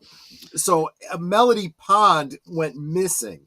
And the whole season they were trying to find her again, only to find out that River Song was their child all grown up. So they missed her whole growing up. Allow us to explain this to you, Final Fantasy fan 12. Melody Pond is River Song's Amy, and Rory gave birth to a Time Lord. So here's what it was. She was Melody Pond was in the TARDIS. She was conceived in the TARDIS. That's what gave her the ability. Time head. So she had time head. Yeah, exactly. So that was what Amy said. She was worried because she and Rory bumped boots in the TARDIS. The Doctor had no idea. And I guess this gave her the ability to regenerate as a human. They conceived her child in the TARDIS. Because she was conceived in the TARDIS, she absorbed all of this time energy and she received regenerations like a Time Lord. She wasn't actually a Time Lord, but she could regenerate like a Time Lord. Yeah, okay. But then we find out that no, that's not where regeneration comes from. It comes from this other stuff. Well, that's I know. Never mind, because they don't bother to stick with any lore. Moving on, we have the Christmas special, the Lion, the Witch, and the Wardrobe. The Something in the Wardrobe. I don't know. Yeah. It was their take on that. It's a silly Christmas episode. I remembered the Doctor. There's some alien ship that's going to destroy the Earth, and the Doctor's on the outside. This is another great. The Christmas episodes were some of the best. If you say so. They're oftentimes tearjerkers. This one, okay. Dude, this one, if this one didn't touch your heart, you have no heart. I probably don't have. I remember he's doing all the stuff in the house for the kids. Says, wait a minute, lemonade comes out of the faucets. He says, I know, like he's making everything super cool for the kids. You get lemonade out of the faucets and the mother thinks this is such a nice thing that he's the caretaker of the place that they're staying. This is during the war, and they've gone to this place to try and protect the children. The father is away in combat. He's a pilot, I believe. It's in And World War II, isn't it? Yeah, and Yes. she's trying to give them a good Christmas. Now, what you find out later in the episode is that their father was killed in combat. She knows it. She doesn't want the children to know until after Christmas. She's It would trying to ruin give the them a holiday. happy Christmas. Does something nice happen where maybe the husband is able to be saved? It turns out the doctor pulls his timey-wiminess and finds a way to enable the wife to be the source that beckons her husband through a time portal, which ends up saving him. There we go. Happy Christmas. Yeah. Okay, I liked it anyway. Moving on to weird season where the Pawns are just kind of they don't have a daughter anymore, but they're kind of living their life. I guess they're not going to have kids again. This is Asylum of the Daleks. I did rather like this Dalek episode. Yep. Because he ends up in some weird prison, right? Where the Daleks throw the Daleks that didn't quite make it. Right. But call they it an says, asylum. why didn't you just exterminate them? Because they said, well, something of such pure hatred we couldn't feel. We felt we can't exterminate. And he said, and the doctor said, as if I couldn't hate you even more, like with the Daleks, because they were keeping these things alive, only because they were in some ways worse than the regular Daleks. So.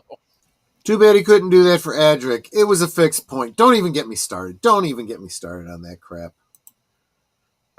Sounds like a story from the Twilight Zone. Yeah. I guess. Yeah, it kind of was. It was kind of weird, kind of spooky, but really sweet. And honestly, I'm in tears by the end of that episode. Do you remember, though, there's a wonderful scene where he's in the Dalek prison or asylum, and like he's picking up these things, and then the Dalek keeps saying eggs, and he says, and he picks up one of the shells on the floor. You mean eggs like this? And then finally it says exterminate. Yeah. And then I think the Impossible Girl wipes the memory of the Doctor from all the Daleks, so now the Daleks don't know who the Doctor is anymore, right? Does that happen in this episode? Which this I don't is think where it all starts to fall apart, people. I'm just saying. Here they are, though. I like this picture of them. Oh. They're actually having a nice picnic. Is this the Angels in Manhattan, I believe? Yes, the Angels Take Manhattan or whatever the hell it was. Someone said they turned the Statue of Liberty into a giant. Yes, look, when the Ghostbusters did it, it was funny and cool, and your love is lifting me high. In this one, it's like, are you serious? So the whole conceit is that an angel is stone statue when you're looking at it. If the Statue of Liberty was a weeping angel, there is no way it would be able to get off Ellis Island without being seen. Yeah, it certainly couldn't cross the street once it came ashore without being seen. New York's a big damn city. It doesn't go to sleep like London does. What I thought was interesting during the season, though, you see Amy and Rory getting older. Like I think they were in middle age by the time we get to this episode, right? Yeah. They're growing old together as husband and wife. Which is kind of nice, yeah. And they're the Angels again. Does River Song show up again in this episode, or am I thinking of something else? That's her. And and then I think that there's this sort of tragic end where the Doctor he sees something.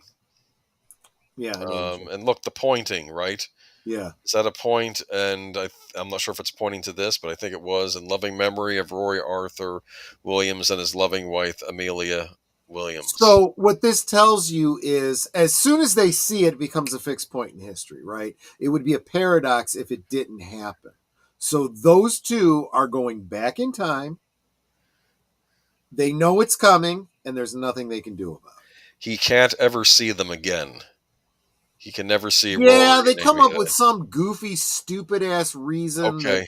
Because of all this time stuff that's happened in New York, it's unstable and the TARDIS can't go there again or some crap. You didn't find this sad? I did find it sad. I just felt the contrivance for it was stupid. Okay, so this was a weird season where they actually split it in two. I call this the split season because it starts out earlier in the fall with like 6 episodes, and then we don't get the remaining ones until after the Christmas special. So it's Right. like we got half a season with the I guess Rory and Amy again. So Right. all right. And then Matt Smith feels so torn out about it that he goes and visits. This is a joke. He I goes put that and in there. visits Rose. Exactly. Oh, good man. I'm glad you worked that in there. Brilliant. I was like, wait I'm a minute, is that kidding. Rose? No, Yes. I will say though that there was this wonderful promo for like the Christmas before the Christmas specials. When we last left the doctor, he was so distraught over losing the pawns, and he'll never recover. He'll never have companions as good as them again. And then poor Jenna Coleman is like standing next to him, and she's like, "Hi." You know? Hi. Yeah, It's like- exactly. it's like- but of course, we're introduced to the something gang. The Casa Nostra, no, something Nostra, I don't something remember. I Nostra. don't. Okay, I'm being I mean. don't remember. I'm really trying at this point to still love this show, and I'll admit it. This is kind of So ridiculous. You have a this is Silurian. where they decide that this Silurian chick and her, female human lover. No, they didn't establish that the first time they introduced him. She was like her assistant, like a Holmes and Watson sort of thing. Right. I Oh, thought it yeah, was that's supposed the to other be. thing. And this And- female alien is the basis for Sherlock Holmes. Later on, Right. it's revealed they're in a relationship together, and I'm like, Although I gotta admit, the reasoning behind it, when I kind of see what it was she saw in her, I was kind of like, okay, yeah, I kind of understand. yes, but here's the deal, man. You're trying to make the audience make too many leaps. It'd be one thing if it was a lesbian relationship or an interspecies relationship. But now it's a lesbian interspecies. Lesbian interspecies relationship with a female Silurian and a female human. with a female basis for Sherlock Holmes. It's This like, was a failed backdoor pilot. Part of me thinks you're right, and part of me thinks you're wrong there, Geek Flag. I don't know. Okay, sorry, Jenny Wait a minute, I Vader. was trying to bring up the other one. Sorry, yeah. Go, no, we'll you're bring them right. both up. I don't care. Yeah, no, it was. We gotta get through this. We got Capaldi to still get through. Let's just move along. By the way, the bloke that played Strax, Yes. met him at Chicago Tires. Hell of a nice guy. He's a good actor. I mean, they're all good. I'm not picking any of the actors, and Yeah. even though I find it ridiculous that a Centauran is now being like a part of this private investigation agency. Yeah. They did this neat little short where like they're trying to explain to the doctor, oh, there's a Professor Erasmus Pitt who's trying to break through the Earth's crust, and maybe it's just that he was trying to make a coffee maker. Like they're trying to bring these things up that would interest the doctor, and like it's not working. But that's okay because we are introduced to the Impossible Girl. Let's face it, she's a little cutie. I mean, no, she's good. She started out a pretty cool character, yeah. Who ends up getting her character was introduced in the Asylum of the Daleks. She was inside a Dalek. Dalek, yeah, she was inside of a Dalek, and then when he sees her here, he's like, "Wait, how can you be here? Also, that's impossible." And her name, it was different in this episode. Hold on, it was different, yeah. It was Osgood, Oswald. Yes, Osgood, I think it was, and then it's or something. Yes, Clara Oswald, but it's Osgood in this episode. And right. He feels really bad when she dies, but then he gets some hint that no, she exists again. And which doesn't make any sense. How can she? Which is absolutely impossible. How does she still exist in another time period with another life with another everything? Fans were getting angry about this at the time. They did not like this treatment of the female companion. For some reason, they were.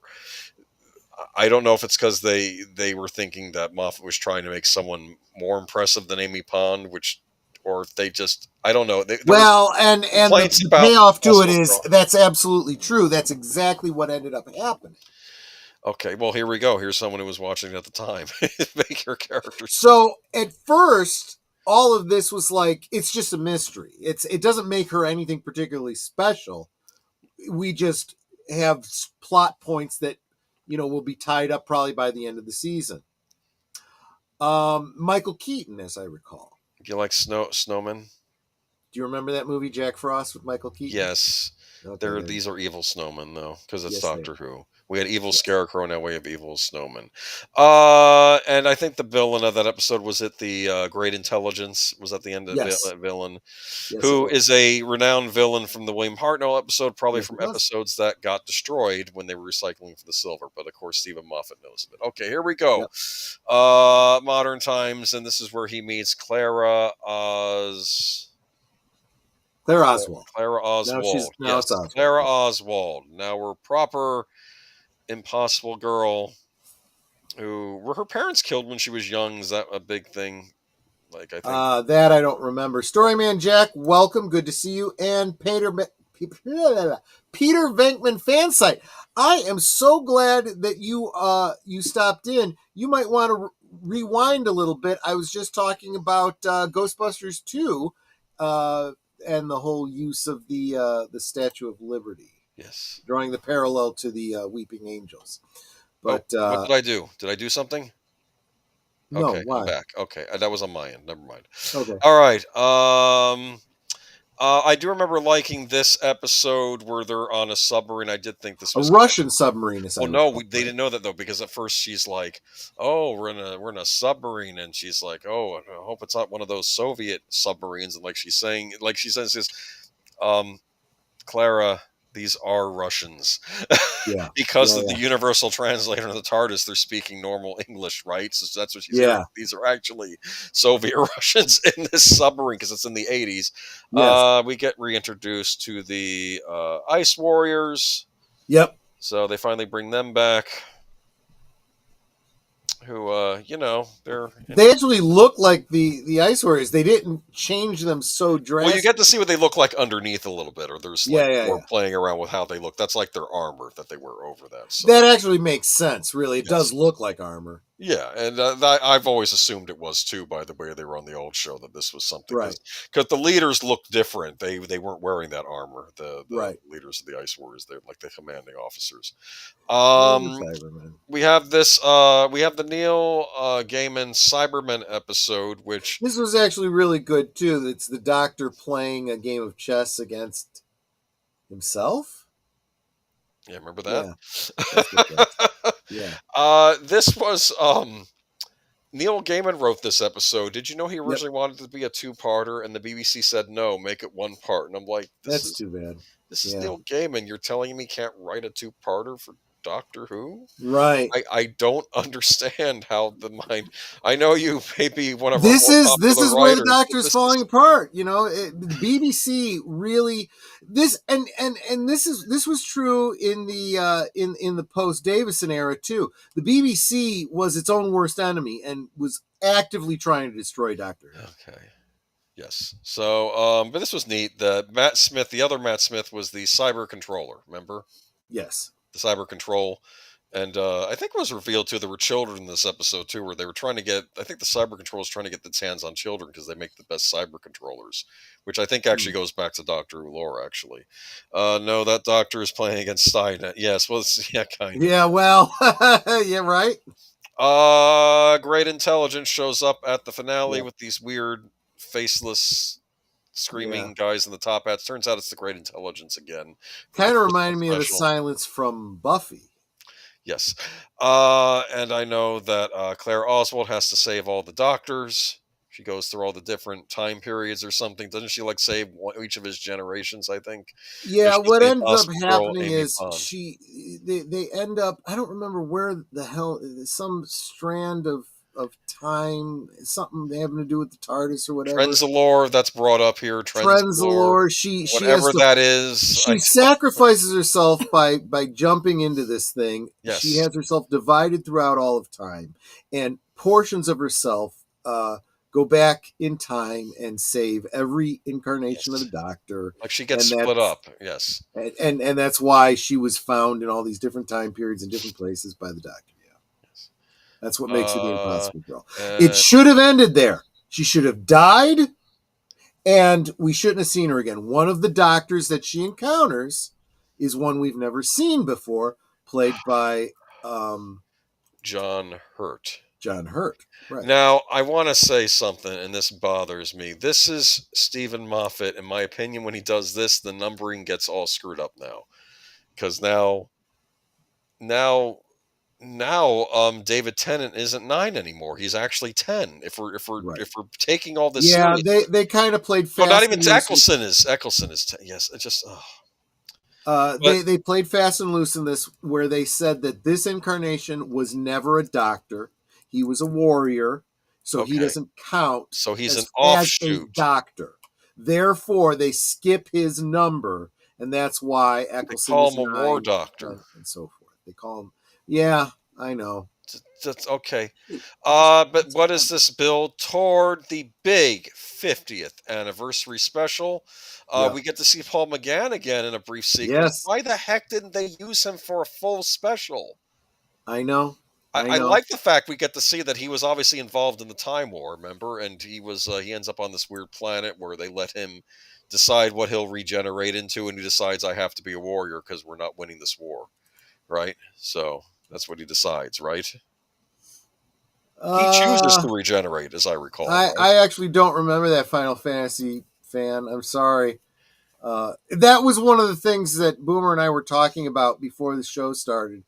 It's like there are big gaps in our memory for a lot. I'm not doing every single episode because we were going to wrap it up tonight, and I do have to work in the morning. And now we have to get to the big 50th anniversary special. Look at this.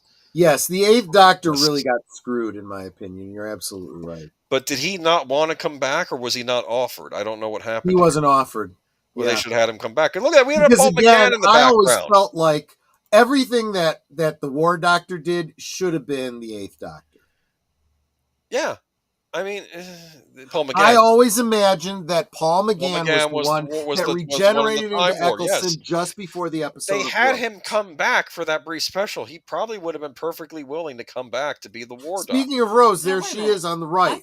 That's where Matt Smith and I thought Eccleston had told them outright, I only want to do one season, that's it. So he did one season and then stopped. That wasn't how he went into it. He had a difficult relationship with RTD.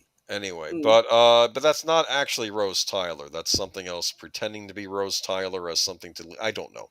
Anyway, we get to see the Time War going on, and of course we realize the Doctor has a lot of repressed guilt over the Time War and destroying Gallifrey, because what keeps him up at night, said... he was responsible for destroying both the Time Lords and the Daleks.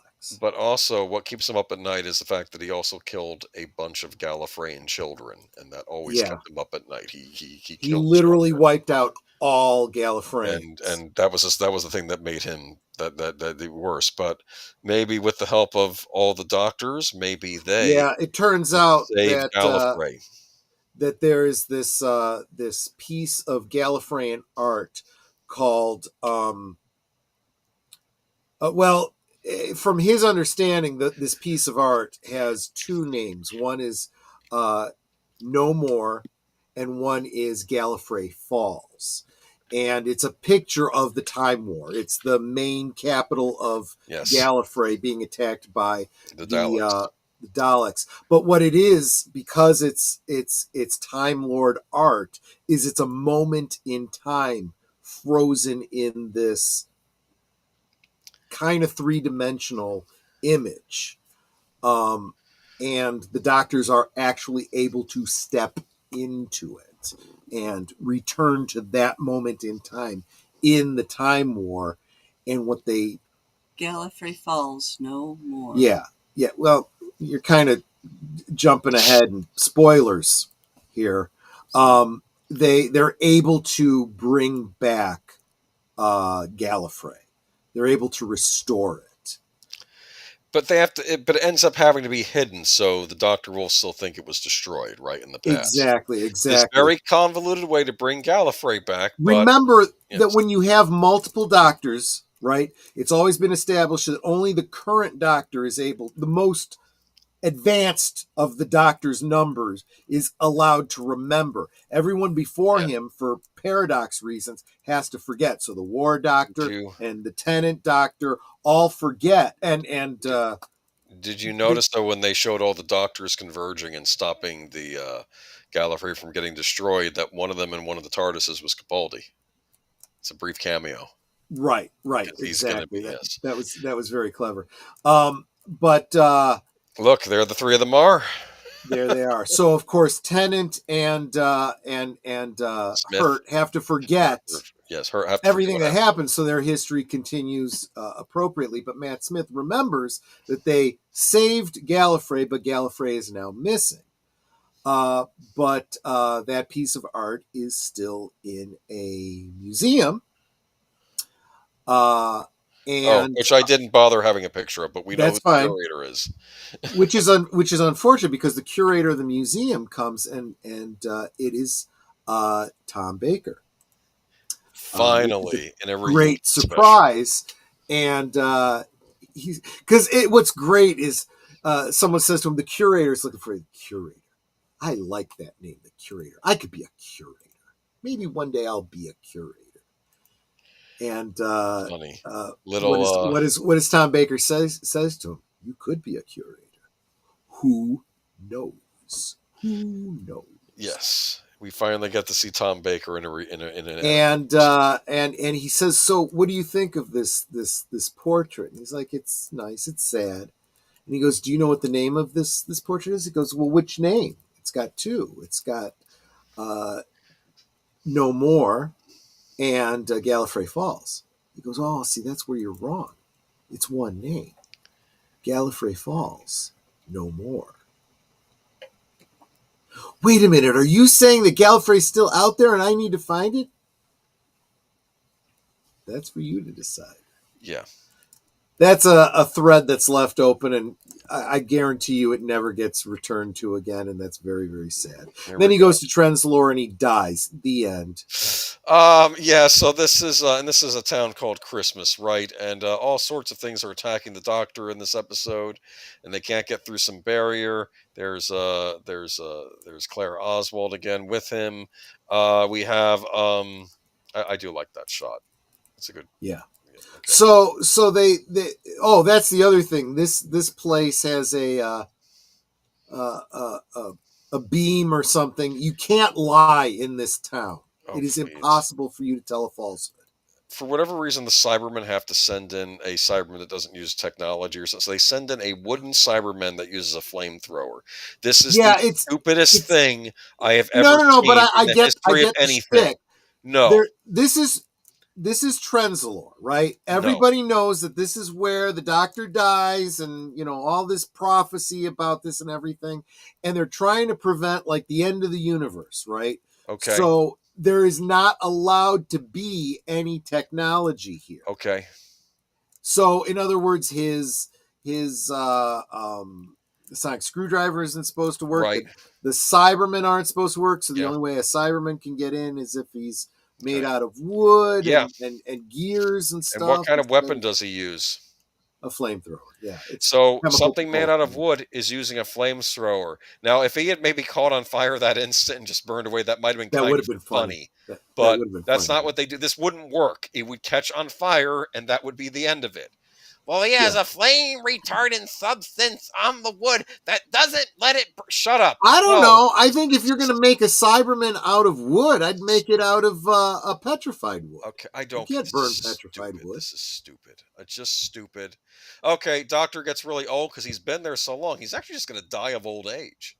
Yes. And then, yes, he is. And then Clara... Oswald. But Clara talks to the crack in the wall where she's able to talk to the Time Lords and says, help him. He's helped you so many times, help him. So they send him another set of regenerations. They never do for anyone, but they did it for the Doctor, probably because... Well, they did it for the Master.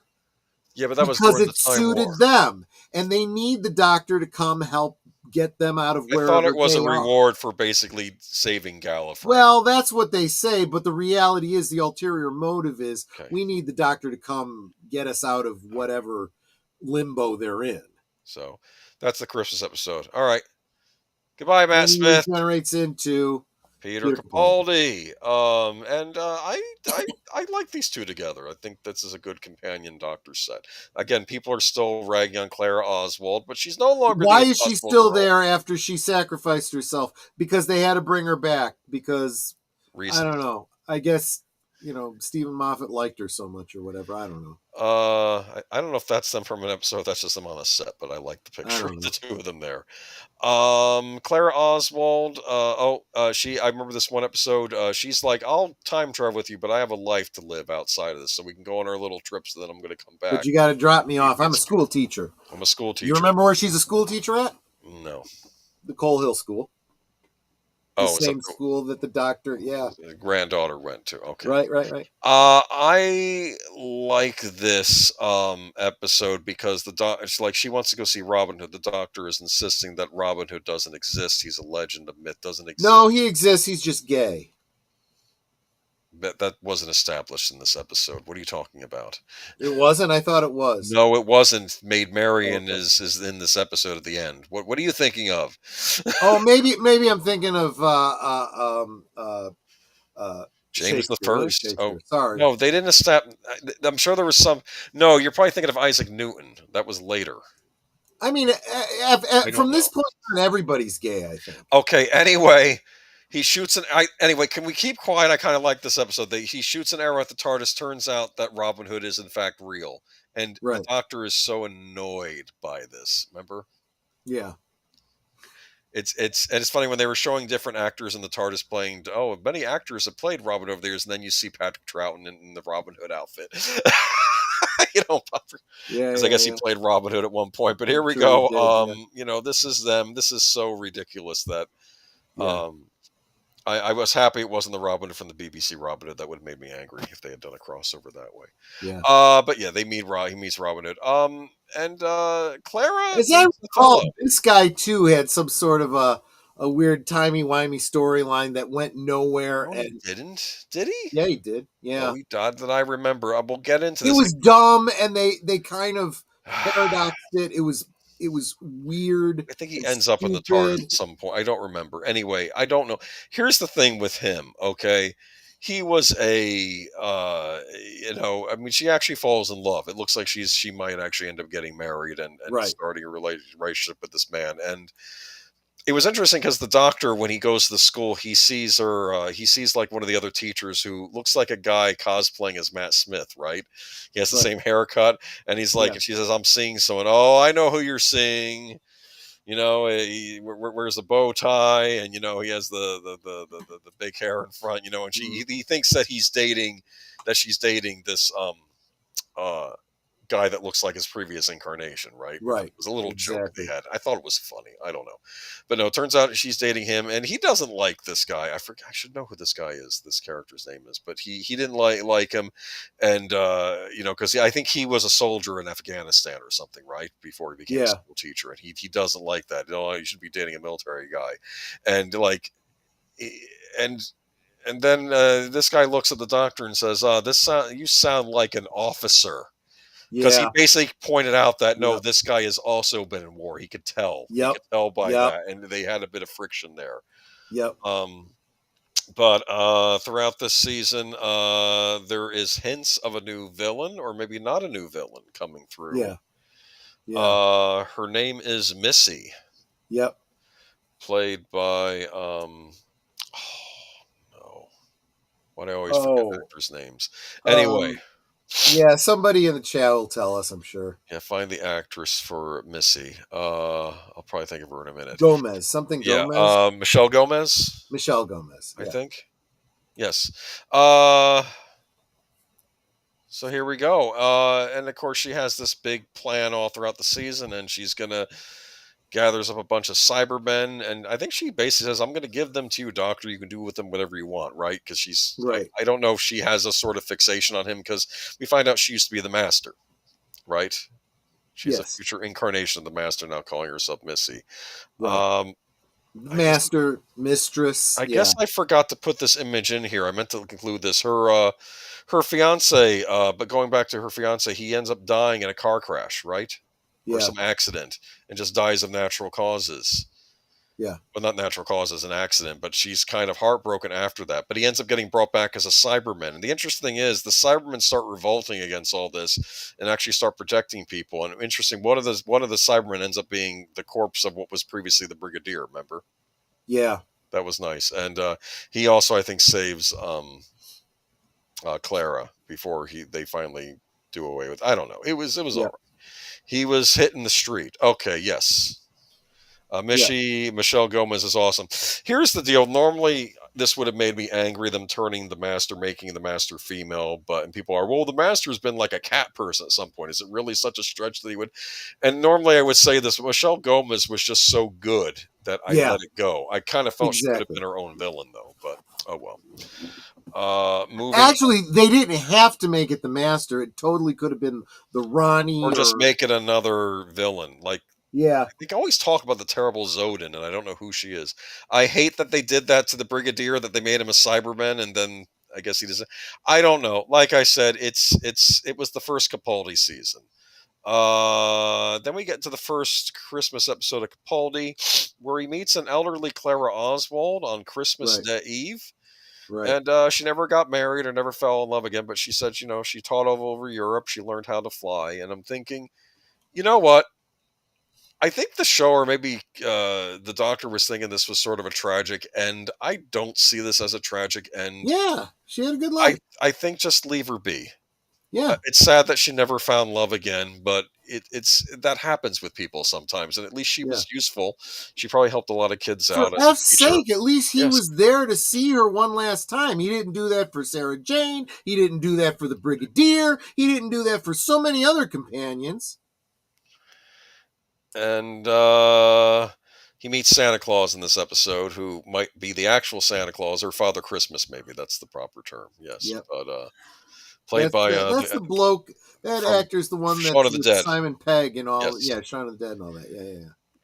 Did you ever see? Was it At the World's End, which was the third in that series? Because you had, and I thought it was interesting how him and Simon Pegg flipped roles.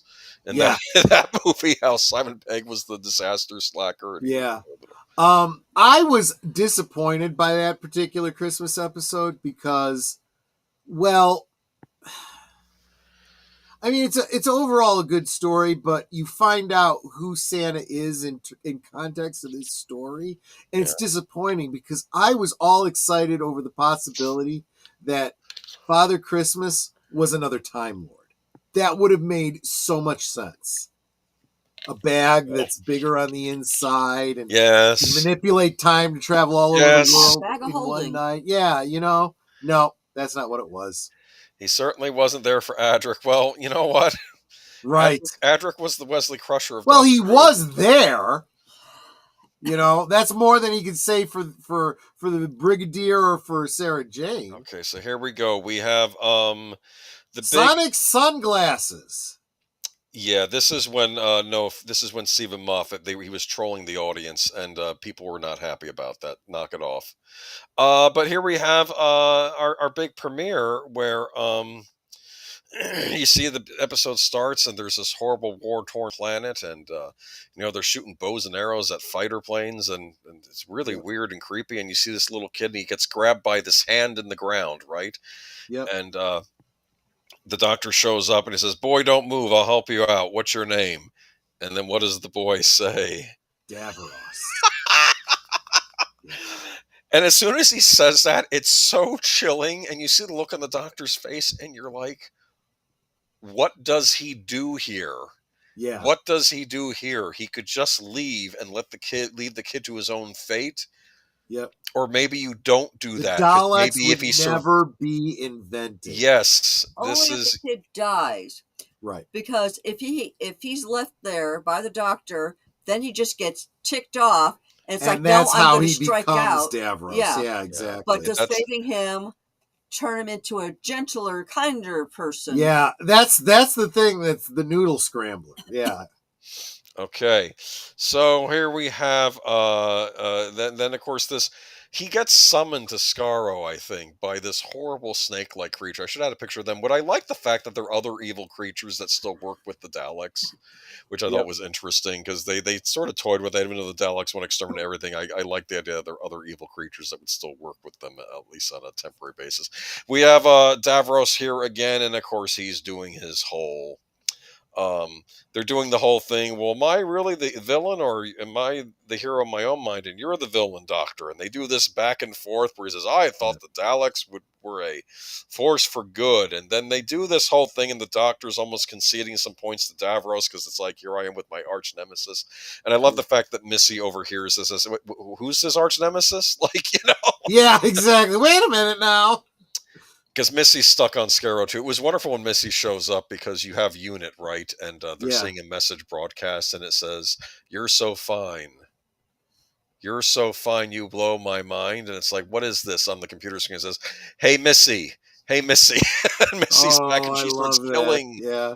She starts killing, I think, Unit people because she's trying to get the Doctor's attention, right? Because he's like, "Where's the Doctor?" It's like, Davros is as tiresome of the Borg Queen. I like Davros. I'm sorry. I know some people. I did appreciate the fact that New Who waited to bring him back. But wait, let's go back here. I'm going forward too much. But no, this episode was kind of annoying me because it's like, no, Davros is the horrible villain. The Doctor is not evil, blah, blah. And then, of course, it turns out this is all a big fake out. The Davros was just trying to lure the Doctor to do something so he could basically steal his regenerative powers and become restored again. But then the Doctor said, and restore the Daleks. And the Doctor says, yes, but I knew you were going to do this, and I have a countermeasure. So things are back to normal at the end of the episode. So I was kind of getting annoyed, but then, things get reset to where they're supposed to be. But Davros being the villain.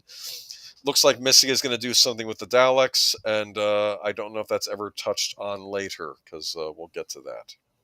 Yeah. This was the big Zygon two-parter. You said that you liked this episode. There's the daughter of Brigadier Lethbridge Stewart. She now runs Unit. Yes. Yep. The Zygons have infiltrated Unit.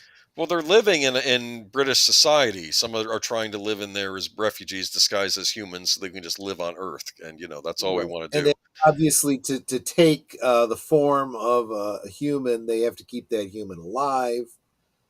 So, well, I didn't get that impression that they were doing that in this episode, at least as far as the ones that were just trying to live with humans in peace. I get the impression that they're stealing somebody's life. That this was sort of a commentary on the modern refugee thing that was, I guess, going on at the time. But some of the Zygons are wanting to kill all the humans and take over. Others just want to live in peace, and it's this weird thing. Yes. So I don't know, might explain this. That was where we left off with the Master during the Pertwee era.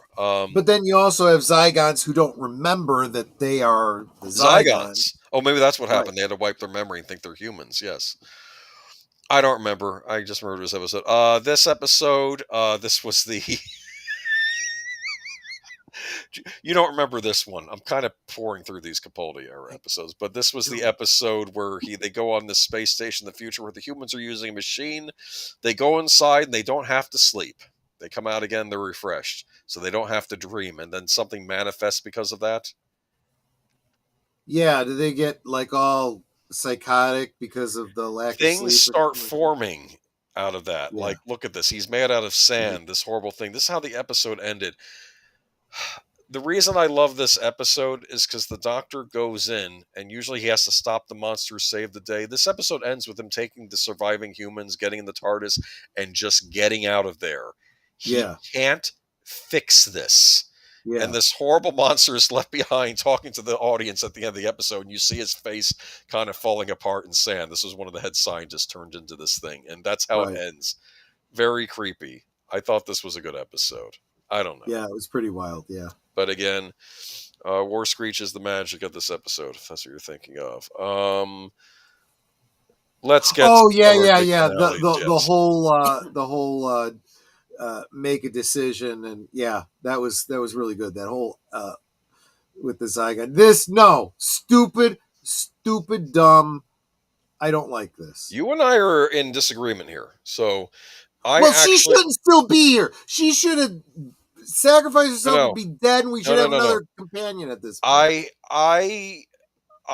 This season gets ragged on by Who fans. I actually like this season. For starters, most of the episodes were two-parters, so it felt like a callback to the classic Who I grew up with. That's true. Yeah. And then we get to this episode. Clara has been acting very reckless this whole season, thinking she can do anything. Like there's one episode where she's got this arrogance. She feels like the Doctor will fix everything. No, I think that Clara, in some way, I don't want to say she has a death wish. Something's wrong. I think she lost her boyfriend, her fiance last season. She grieved, and I think we saw one possibility of that life with her just going out teaching and doing that. And so the doctor intervenes, takes her on adventures again. But this is my opinion. This is something he shouldn't have done. And Yeah, maybe no, I'm reading I things that agree aren't with you there. on that, but He should no, have left her alone to, I grow disagree old with and your just get. assessment of her mentality. She doesn't have a death wish. She has an arrogance that she thinks she can't die. Okay. She thinks that the doctor will always fix it. Okay. Someone has I remember this guy in this planet, this teen or whatever, has this death mark on her and says, well, I'll Right. have the death mark transplanted to me and then the doctor can fix it. But she shouldn't have done it because more time ran out when she did that, I think, or something happened where it's like, Yeah. I can't get rid of this, or I'm not going to have time to do this. Why did you do that silly thing? Yeah. And then she's like, I'm ready to die. And then the doctor was trying to figure out this was some kind of puzzle set up for him by whoever I guess the antagonist is going to be in this season. And then she basically dies on the spot, and then he has to go. He ends up having. I think he ends up becoming a prisoner somewhere and sent to someplace, Yep. right? Because he can't, and Yep. he has to leave, and he can't even do anything about this. Yep. It's been a long time since I've watched this. I hated that episode. Clara, okay, but the next one gets dumb. Well, which one are you talking about? Are you talking about this one? This I one loved this episode. This was actually pretty cool. This was a little contrived, but everything was. He's stuck in a maze in a way. He is, and he's literally dying and being reborn over and over. He doesn't remember dying and his being reborn previous over and over again. Yes, he and every time he gets to this end of this thing before this creature kills him, he like can punch this sheer like rock face, right? Right. And the idea is he's doing this over and over again and dying again and being reborn again over and over again. And each time he punches it, over time it breaks down a little bit, right? Just like sand eroding. He's punching a rock wall and he's literally breaking through it over maybe thousands, millions of years. Many iterations of the doctor. Yes. Probably millions or billions of years. I don't know. Probably. This is going on forever. It's like sheer diamond he's punching, it looks like. Yep. It finally breaks down. He walks out into the light. And where is he? He's on Gallifrey. Yep. This was the Time Lords. Yep. The Time Lords had imprisoned him, right. And he is not happy. He is angry. He is again, another companion gets killed because of their interference. I felt this sort of happened with Perry, even though it was revealed that she wasn't killed. And part of me kept thinking when this happened, he was on Gallifrey, I got all excited, and I was expecting some crusty old Time Lord saying, I know you think because you saved Gallifrey that you can just do whatever you want or something. I was expecting something like that. It's not as cut and dry as that, but yeah, he basically, I know some people hated this episode. So I recall we have a couple of Time Lords here. One of them gets killed and regenerates into a woman. Yes. A white male regenerates into a black female because Cynthia Erivo. Here we go now. It wouldn't surprise me if it was, because she goes, how could you handle all that ego? Remember she said that? Yeah. Oh, that was a knock at man, right? Man bad. People got angry at that. This is why a lot of Who fans were angry with this episode, but I still kind of like this season. He's able to get Clara back by doing something to her, but basically he says, no, you're not actually living anymore. You're just suspended at the point before you die. We're taking you out of time. You are going to die, but you've got some bonus time in between. It's a very weird finale, but I kind of like this season. Okay, to clarify the fall of this episode, the prison episode is fantastic. Even the start of his escape was fantastic. Facing the Time Lords was great too, but when he saves Clara on this crap, I agree. They're too skittish about killing companions now. And this really does kind of undermine everything you were saying about, the death of Clara. This is the second damn time she's supposed to have died, and they freaking find a way to bring her back again. But she's not really back. That's what's so weird. It's like she's a ghost. That's how doesn't I can see matter. her now. It doesn't matter. It's time to move on to another damn companion. She does something where now he can't ever recognize her anymore. This is the same diner that Matt Smith met up with Rory and Amy and River before he gets killed by the other River in the spaceman. Okay. And then this is actually turns out to be a TARDIS, and she's there with the girl from Game of Thrones, who I didn't bother talking about this season, but she was on it too. Yeah, that was a story too. She called herself Me. Another immortal for whatever reason. Nah, there was a reason. Anyway, but I don't hate this season like other people do. I thought this was a return to form in some ways. Maybe in others, I understand the frustration some people had with this, but I like the idea of the Time Lords being antagonists once again, because not villains, antagonists, that's be a different thing.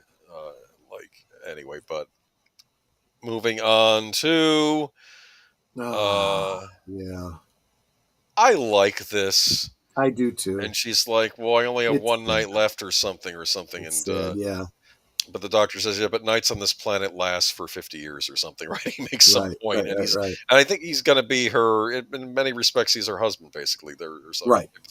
I like these two. These actually, I feel like now they're kind of aged appropriately for each other, too, if you think about it. It's, yes, it looks, exactly right.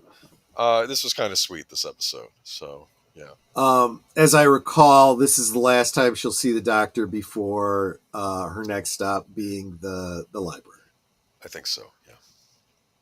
Which actually, that's okay, because now it says, oh, you're so young here. Because the last time she saw me, he was older. Okay. So I stand corrected with my complaint earlier. Okay.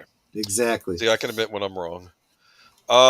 Moving on to the something of Dr. Mysterio. This was actually kind of a funny, cool kind of episode. Goofy. It was goofy. Yes, it was. This is timey-wimey. This is their take on Superman, basically. Yeah, if Superman existed in the Doctor Who universe, right? And you have this little kid. He says, "Well, I want to be like this character in my comic book." And like some rock from space gives you anything you wish for. It's like, oh, well, now you're going to be a superhero. It's like, so he gets like the flight. The only thing I did like about this episode was that I think it starts out where you have the evil, where it looks like you have the evil corporation working with the aliens, and it's like, no, I don't want to be working with the aliens. Help me. Yeah, that's because you thought this was like going to be like a Lex Luthor type, right? It's going to be, but no. Anyway, I don't know. It was okay. Who's the guy on the left again? I forget. He ends up becoming a recurring character. I don't remember. I think so. Okay. But they were trying to go for the 1970s Superman feel with this episode. Did you know that? Exactly. Yeah. Clark Kent, Lois Lane sort of thing. Right. All right. Now we have an introduction of a new companion, Bill. Mel. Yeah. I thought it was Bill. Was it Mel? Bill, whatever. It was a boy's name, whatever. It doesn't matter. Well, it could be Billy Piper. That's what's important is she's gay. That's all you need to know about the character. She's gay and she's black. That's okay. That's the only thing that's relevant here. Now, she's got huge eyebrows too. Listen, it's okay. Listen, now to be fair, I have not actually finished watching this season because I was late watching this season, and that was around the time that Jodie Whittaker got announced, and I got angry. And this is why I got angry, and people can disagree with me, but I'm entitled to my opinion. My opinion, the Doctor has always been a masculine character. He's always been a character. Well, let's talk more about the real hero of this show, the gay female companion. Okay. Yes, she's a lesbian. You had Captain Jack. He was sort of bi, right? So it's not the first time he's had I didn't necessarily have a problem with Bill. In fact, I remember when I found out she's a lesbian. Well, at least now we're going to have a companion that's finally not fawning over the Doctor for a change. Until he becomes a female. Yes. So, I don't know. I to be fair, though, I have to say I stopped watching this with the Whittaker announcement. Did you watch this season? What did you think? I did watch this season. I didn't care for it, but I did see it through. Okay. And you have... the big finale, right? Where and what's this is and you'll notice that you got the Sims master as well as the Missy master. There is a little bit of the two masters in this episode, along with the original Mondasian style Cybermen. of Cybermen. Yeah, exactly. And I think the big secret is, who's this Cyberman? Where is my companion? And then it goes, oh, it turns out she was turned into a Cyberman. I think by and the black lesbian Cyberman. She could have joined the Centauran and the Silurian group. Yeah, No, I'm kidding. exactly. That could have been on the spin-off series. But I don't. I'm not as. I don't. I mean, for what I saw, Bill, I didn't have anything against her. I just let's see. It's a exercise intersectionality, cramming as many marginalized identities for people: black, lesbian, female. Well, interesting point. What Berkeley would call the trifecta. Yep. There is stuff in this season that starts bothering me, though, because I know when they go back in time to Victorian times, the villain in the episode is an outright racist, as the critical drinker would say. Yes. And I felt like Doctor Who never really touched on those issues before. It wasn't relevant. Do you understand? Yeah. Like, he made a point with Martha Jones. Oh, I'm back in time. Oh, it's fine. There, there are even black people back in Elizabethan England. Stop freaking out or something. Like, he was trying to make a point that no one's coming after you. And I kind of felt that, okay, the show's just not going to touch on those issues, which is fine. But then they do kind of touch on it this season, and he makes some comment about, I don't know, they're little nudges here. This is, I think, probably is where the woke starts setting in more. But again, I didn't finish watching this season, but you said you didn't care for it. No, I didn't. Yeah, it was definitely getting more and more woke as it went. Is the redemption arc for Missy? Is that what I got the impression of? Yes, there was. She so keep in mind too, again, Missy is a future incarnation after the Sims Doctor. The Sims Doctor went through his whole, we find out why the Master was driven insane. He was driven insane by the Time Lords. When last we saw him, he was going into the Time War again with Rassilon, trying to kill them all. So we don't know what happens to him after that. Somehow he ends up here, and he's still the Master. He's still the bad guy. And Missy has kind of gotten past, she's no longer hearing the beating in her head and stuff. The insanity is more becoming an act, because that's who she's been, rather than something that's really acting on her anymore. And she's starting to come around to the Doctor's way of thinking on a lot of things. And the whole last two Gallifreyans kind of, anyway, they were always, it was implied that before the Master became the Master and before the Doctor ran, they were like brothers. And that school relationship seems to be, seems to come back, full circle. And Sim's Master can't abide that. So he kills Missy. For people concerned about the race issue, they had no problem cutting down a black actor's performance in the War Games in color.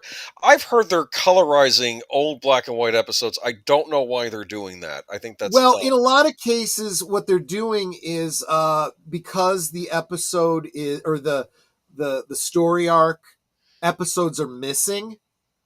So they have to reconstruct them anyway. They reconstruct them using animation. No. I'm talking about existing serials that still exist in black and white, but now they're colorizing them. I'm not talking about the recreated. Yes, I understand them, but things like the War Games, there were episodes missing that. No, that was complete. They still had that.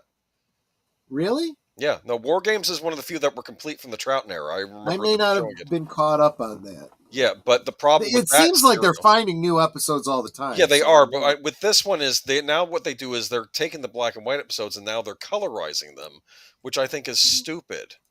I agree. I always thought it was stupid when Ted Turner was doing that to black and white films. Leave them alone. It's a different era. I said jokingly, and only half joking, they're going to do that to Wizard of Oz someday. Yes. Here's the big series Capaldi finale with a return of another Doctor. Yeah, so they've this is what, the third recasting or the third actor to play. Hold on, I like the actor they had. First Doctor Who actor recast. He was also in Game of Thrones. Yes, he was. He He was was. the one responsible for the red wedding. Yes, he was. Oh, what were they called again? The phrase. Yeah.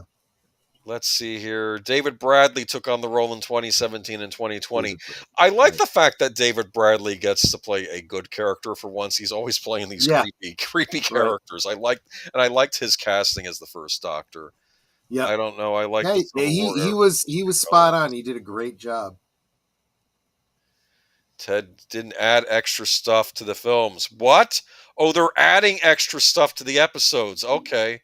I wasn't aware of this. Well, we were talking about that with the one Tom Baker episode where they had a special edition where you could choose to watch the original version or the one with new CG. Yeah, but I think what he's saying is they're adding actors to make the casting more diverse.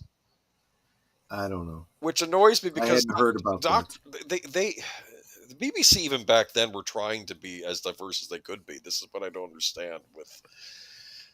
Never mind. I don't feel like getting into this. Anyway, look at this. We have the finale though. Yeah, I don't even remember the details, but Darth Plato brings up Capaldi throws the first Doctor under the bus. He says something pretty disparaging about the first Doctor, and I'm like, what's the point in bringing him back if you're just doing it to shit him? I think he makes a sexist remark or something toward Bill, and like he makes some This is where the woke it does actually start sleeping in during the Capaldi era. I love Capaldi as the Doctor, but the stuff starts seeping in, and then of course we get the big regeneration sequence at the end, and I guess Bill gets turned into something so she can be with the girl she had a crush on that turned into the sludge monster in the first episode, and then I don't know. I don't remember what happened. I did a synopsis, and then he becomes Jodie Whittaker, and you tried with Whittaker. What? No, he doesn't. I just feel like he should have died at Trenzalore, and that was the end. I did give Jodie Whittaker a try. The woke crap just got worse and worse, but then when we get to the Timeless Child and they completely retcon everything about the Doctor going all the way back to the beginning, I said, that's it. I'm done. This isn't Doctor Who anymore. This is Doctor whatever the fuck it is you've created. I'm done. Fuck you, chin balls. Fuck you, RTD. When you come back, you should have just stayed away. This is all the Doctor there is. It ends with Capaldi. I'd rather say it ends with Matt Smith. But whatever you decide, there is no more Doctor Who after this. Doctor Who is dead. I wish I could show you the clip of the Pip and Jane Baker, one of the writers of they're in like the Colin Baker era of Doctor Who, and there's a young man who's a member of the Doctor Who fan club and saying, well, we feel the episodes have not been written real well lately, and then you realize that this young man is Christian Ball, who would later go on to completely destroy the show.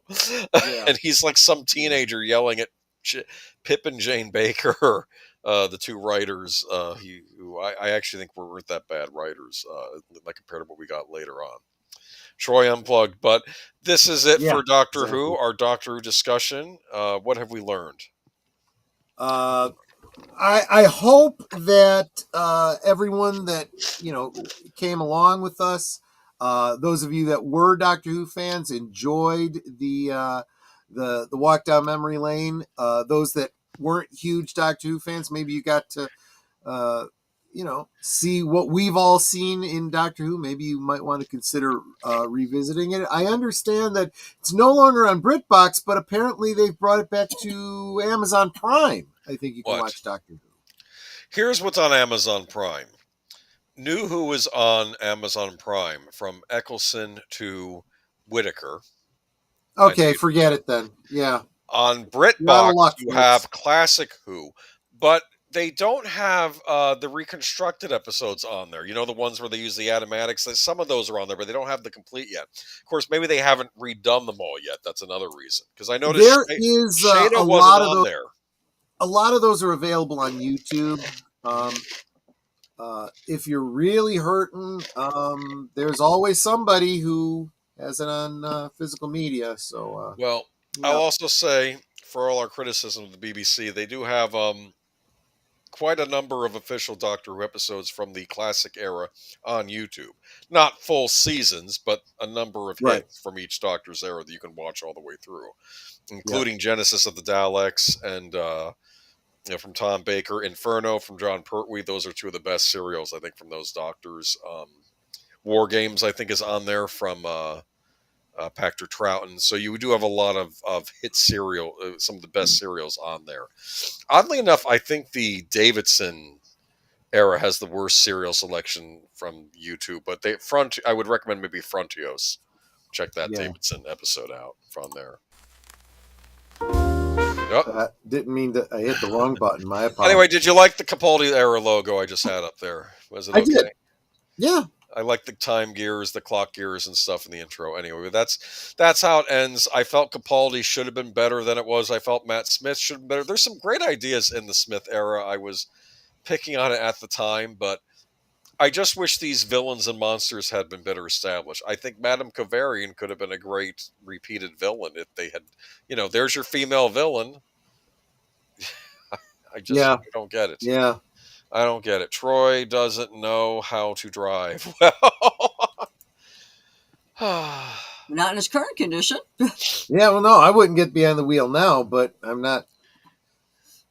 Oh, I see, because I hit the wrong button. The driver's seat here, that's what he meant, because you hit the wrong thing. It's rather a running joke with me and Troy that I drive better than most people out there, and I don't even have a license. Yes, exactly. That's exactly true.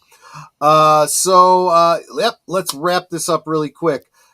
Join me tomorrow over on Real Wade Nation Gaming Clips.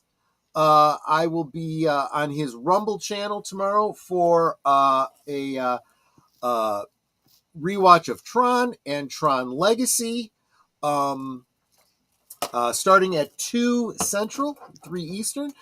Keep an eye on my community tab. I will send you a link so that you can find it as soon as I get it.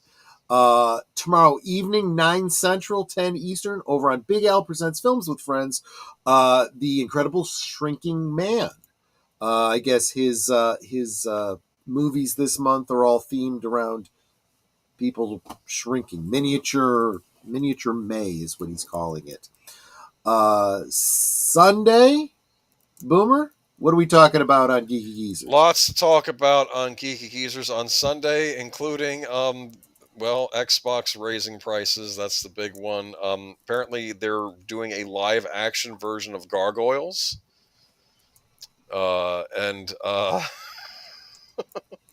I don't know, maybe I'll do Gargoyles for Good Old Days, that episode. And there's a bunch of, unfortunately, some more celebrity deaths that we have to talk about. And thank you, Keely Chow. Jason of Sci-Fi for Me TV made a video called Bunker Bit, How to Retcon Doctor Who.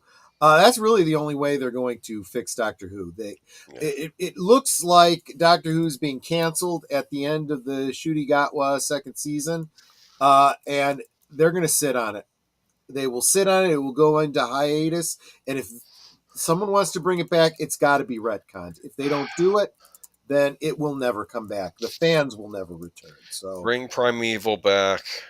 Or maybe don't bring it back. Maybe I like the fact that it's not tainted. Monday, I will be starting my new afternoon 1 hour live stream, Liquid Lunch with Last Call. Otherwise called Rambling with Troy. Yeah, exactly. Keep an eye out for that.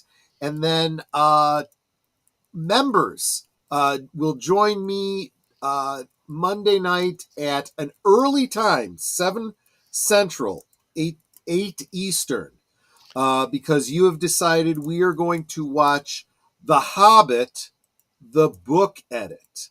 Fan Film edits the 3 Hobbit movies down to basically what would actually be the book story of The Hobbit. But it is a 4-hour watch, so we're going to be starting a little bit early.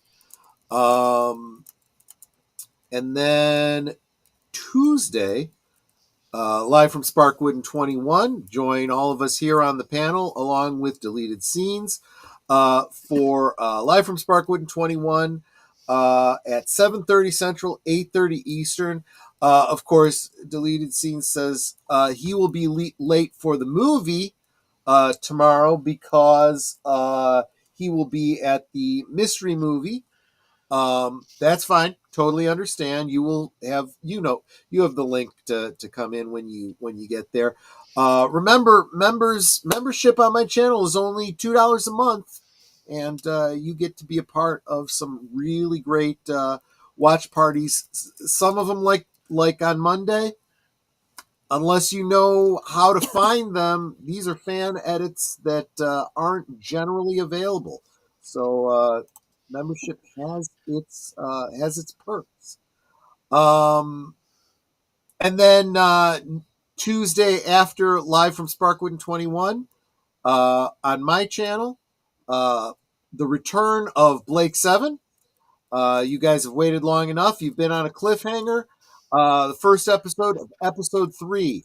When last we left the crew of the Liberator, they were engaging an alien invading force from another galaxy, squaring off on the side of the Federation to protect our galaxy. What happened to them? You'll find out. How to Successfully Kill a Franchise with J.J. Abrams, Alex Kurtzman, Chris Chinballs, RTD, and Kathleen Kennedy, with guest lecturer Paul Feig. Yeah, exactly. Well, Paul Feig, they kicked him to the curb, and they did exactly what I said they got to do with Doctor Who. They retconned. They went back and they said, forget about that. We're going back and just doing a straight sequel. And they got everything back on track. So, that's what you do. Technically, he almost killed it, but fortunately succeeded in making his own. Okay, there you go. So yeah. So Blake 7 on Tuesday. Thursday, Netters Network, 9 Central, 10 Eastern. And I will actually have a special guest. You have a very special guest on Thursday. That will be Curtis Selby, launching his new channel. Excellent. See Here, Citizen. Yep. There we go. So Curtis Selby giving us the scoop and the lowdown on the new channel on Thursday on Netters Network. And that brings us around to next Friday, and we'll decide what we're doing between now and then. Drinking. I'll be drinking, but Boomer will be, designatedly driving. So we'll see where we're going next week, Friday. Sounds good. And that is the week in review. Anything that I missed, Boomer? No, like I said, look forward to seeing y'all on Sunday, and we'll have some good talks to talk about. Apparently, a lot of layoffs over at Polygon. I forgot to mention that. So there you go. Netter, any last thoughts? Any last words before we close up? I love you. I love you too, my dear. And I know we all love you guys in the chat. You guys really do make this possible. Guys, seriously, more than ever, I cannot express my gratitude. That's why I pull in people like this. Thank you. I'm hitting the wrong button when I want to come. But thank you so much. Your super chats, your memberships, your super stickers, and even just your liking, sharing, it all makes a huge difference. The encouragement you give me in the chat, the fact that you just keep coming back, because I could not do it without you guys. You guys are absolutely the best. Thank you so much. Guys, have a wonderful one. We'll see you on the next one. Salute. Good night, ladies. Good night, sir. Hit it, sweetheart.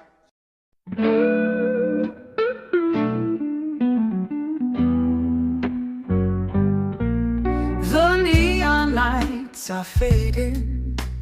Closing time is near. Whispers in the corners, secrets shared sincere. The bartender's polishing the final glass. Time slips away like moving through the grass. Last call for alcohol, make your dreams come true. One more round, friends, from me and you. Let's toast to the night, to the stories we've spun. Here's to the laughter and to what's begun. The shadows are dancing as we linger still. Every clink of a glass, a memory to distill. Beneath this smoky haze, our feelings they unfurl. A tapestry of whispers in this corner of the world.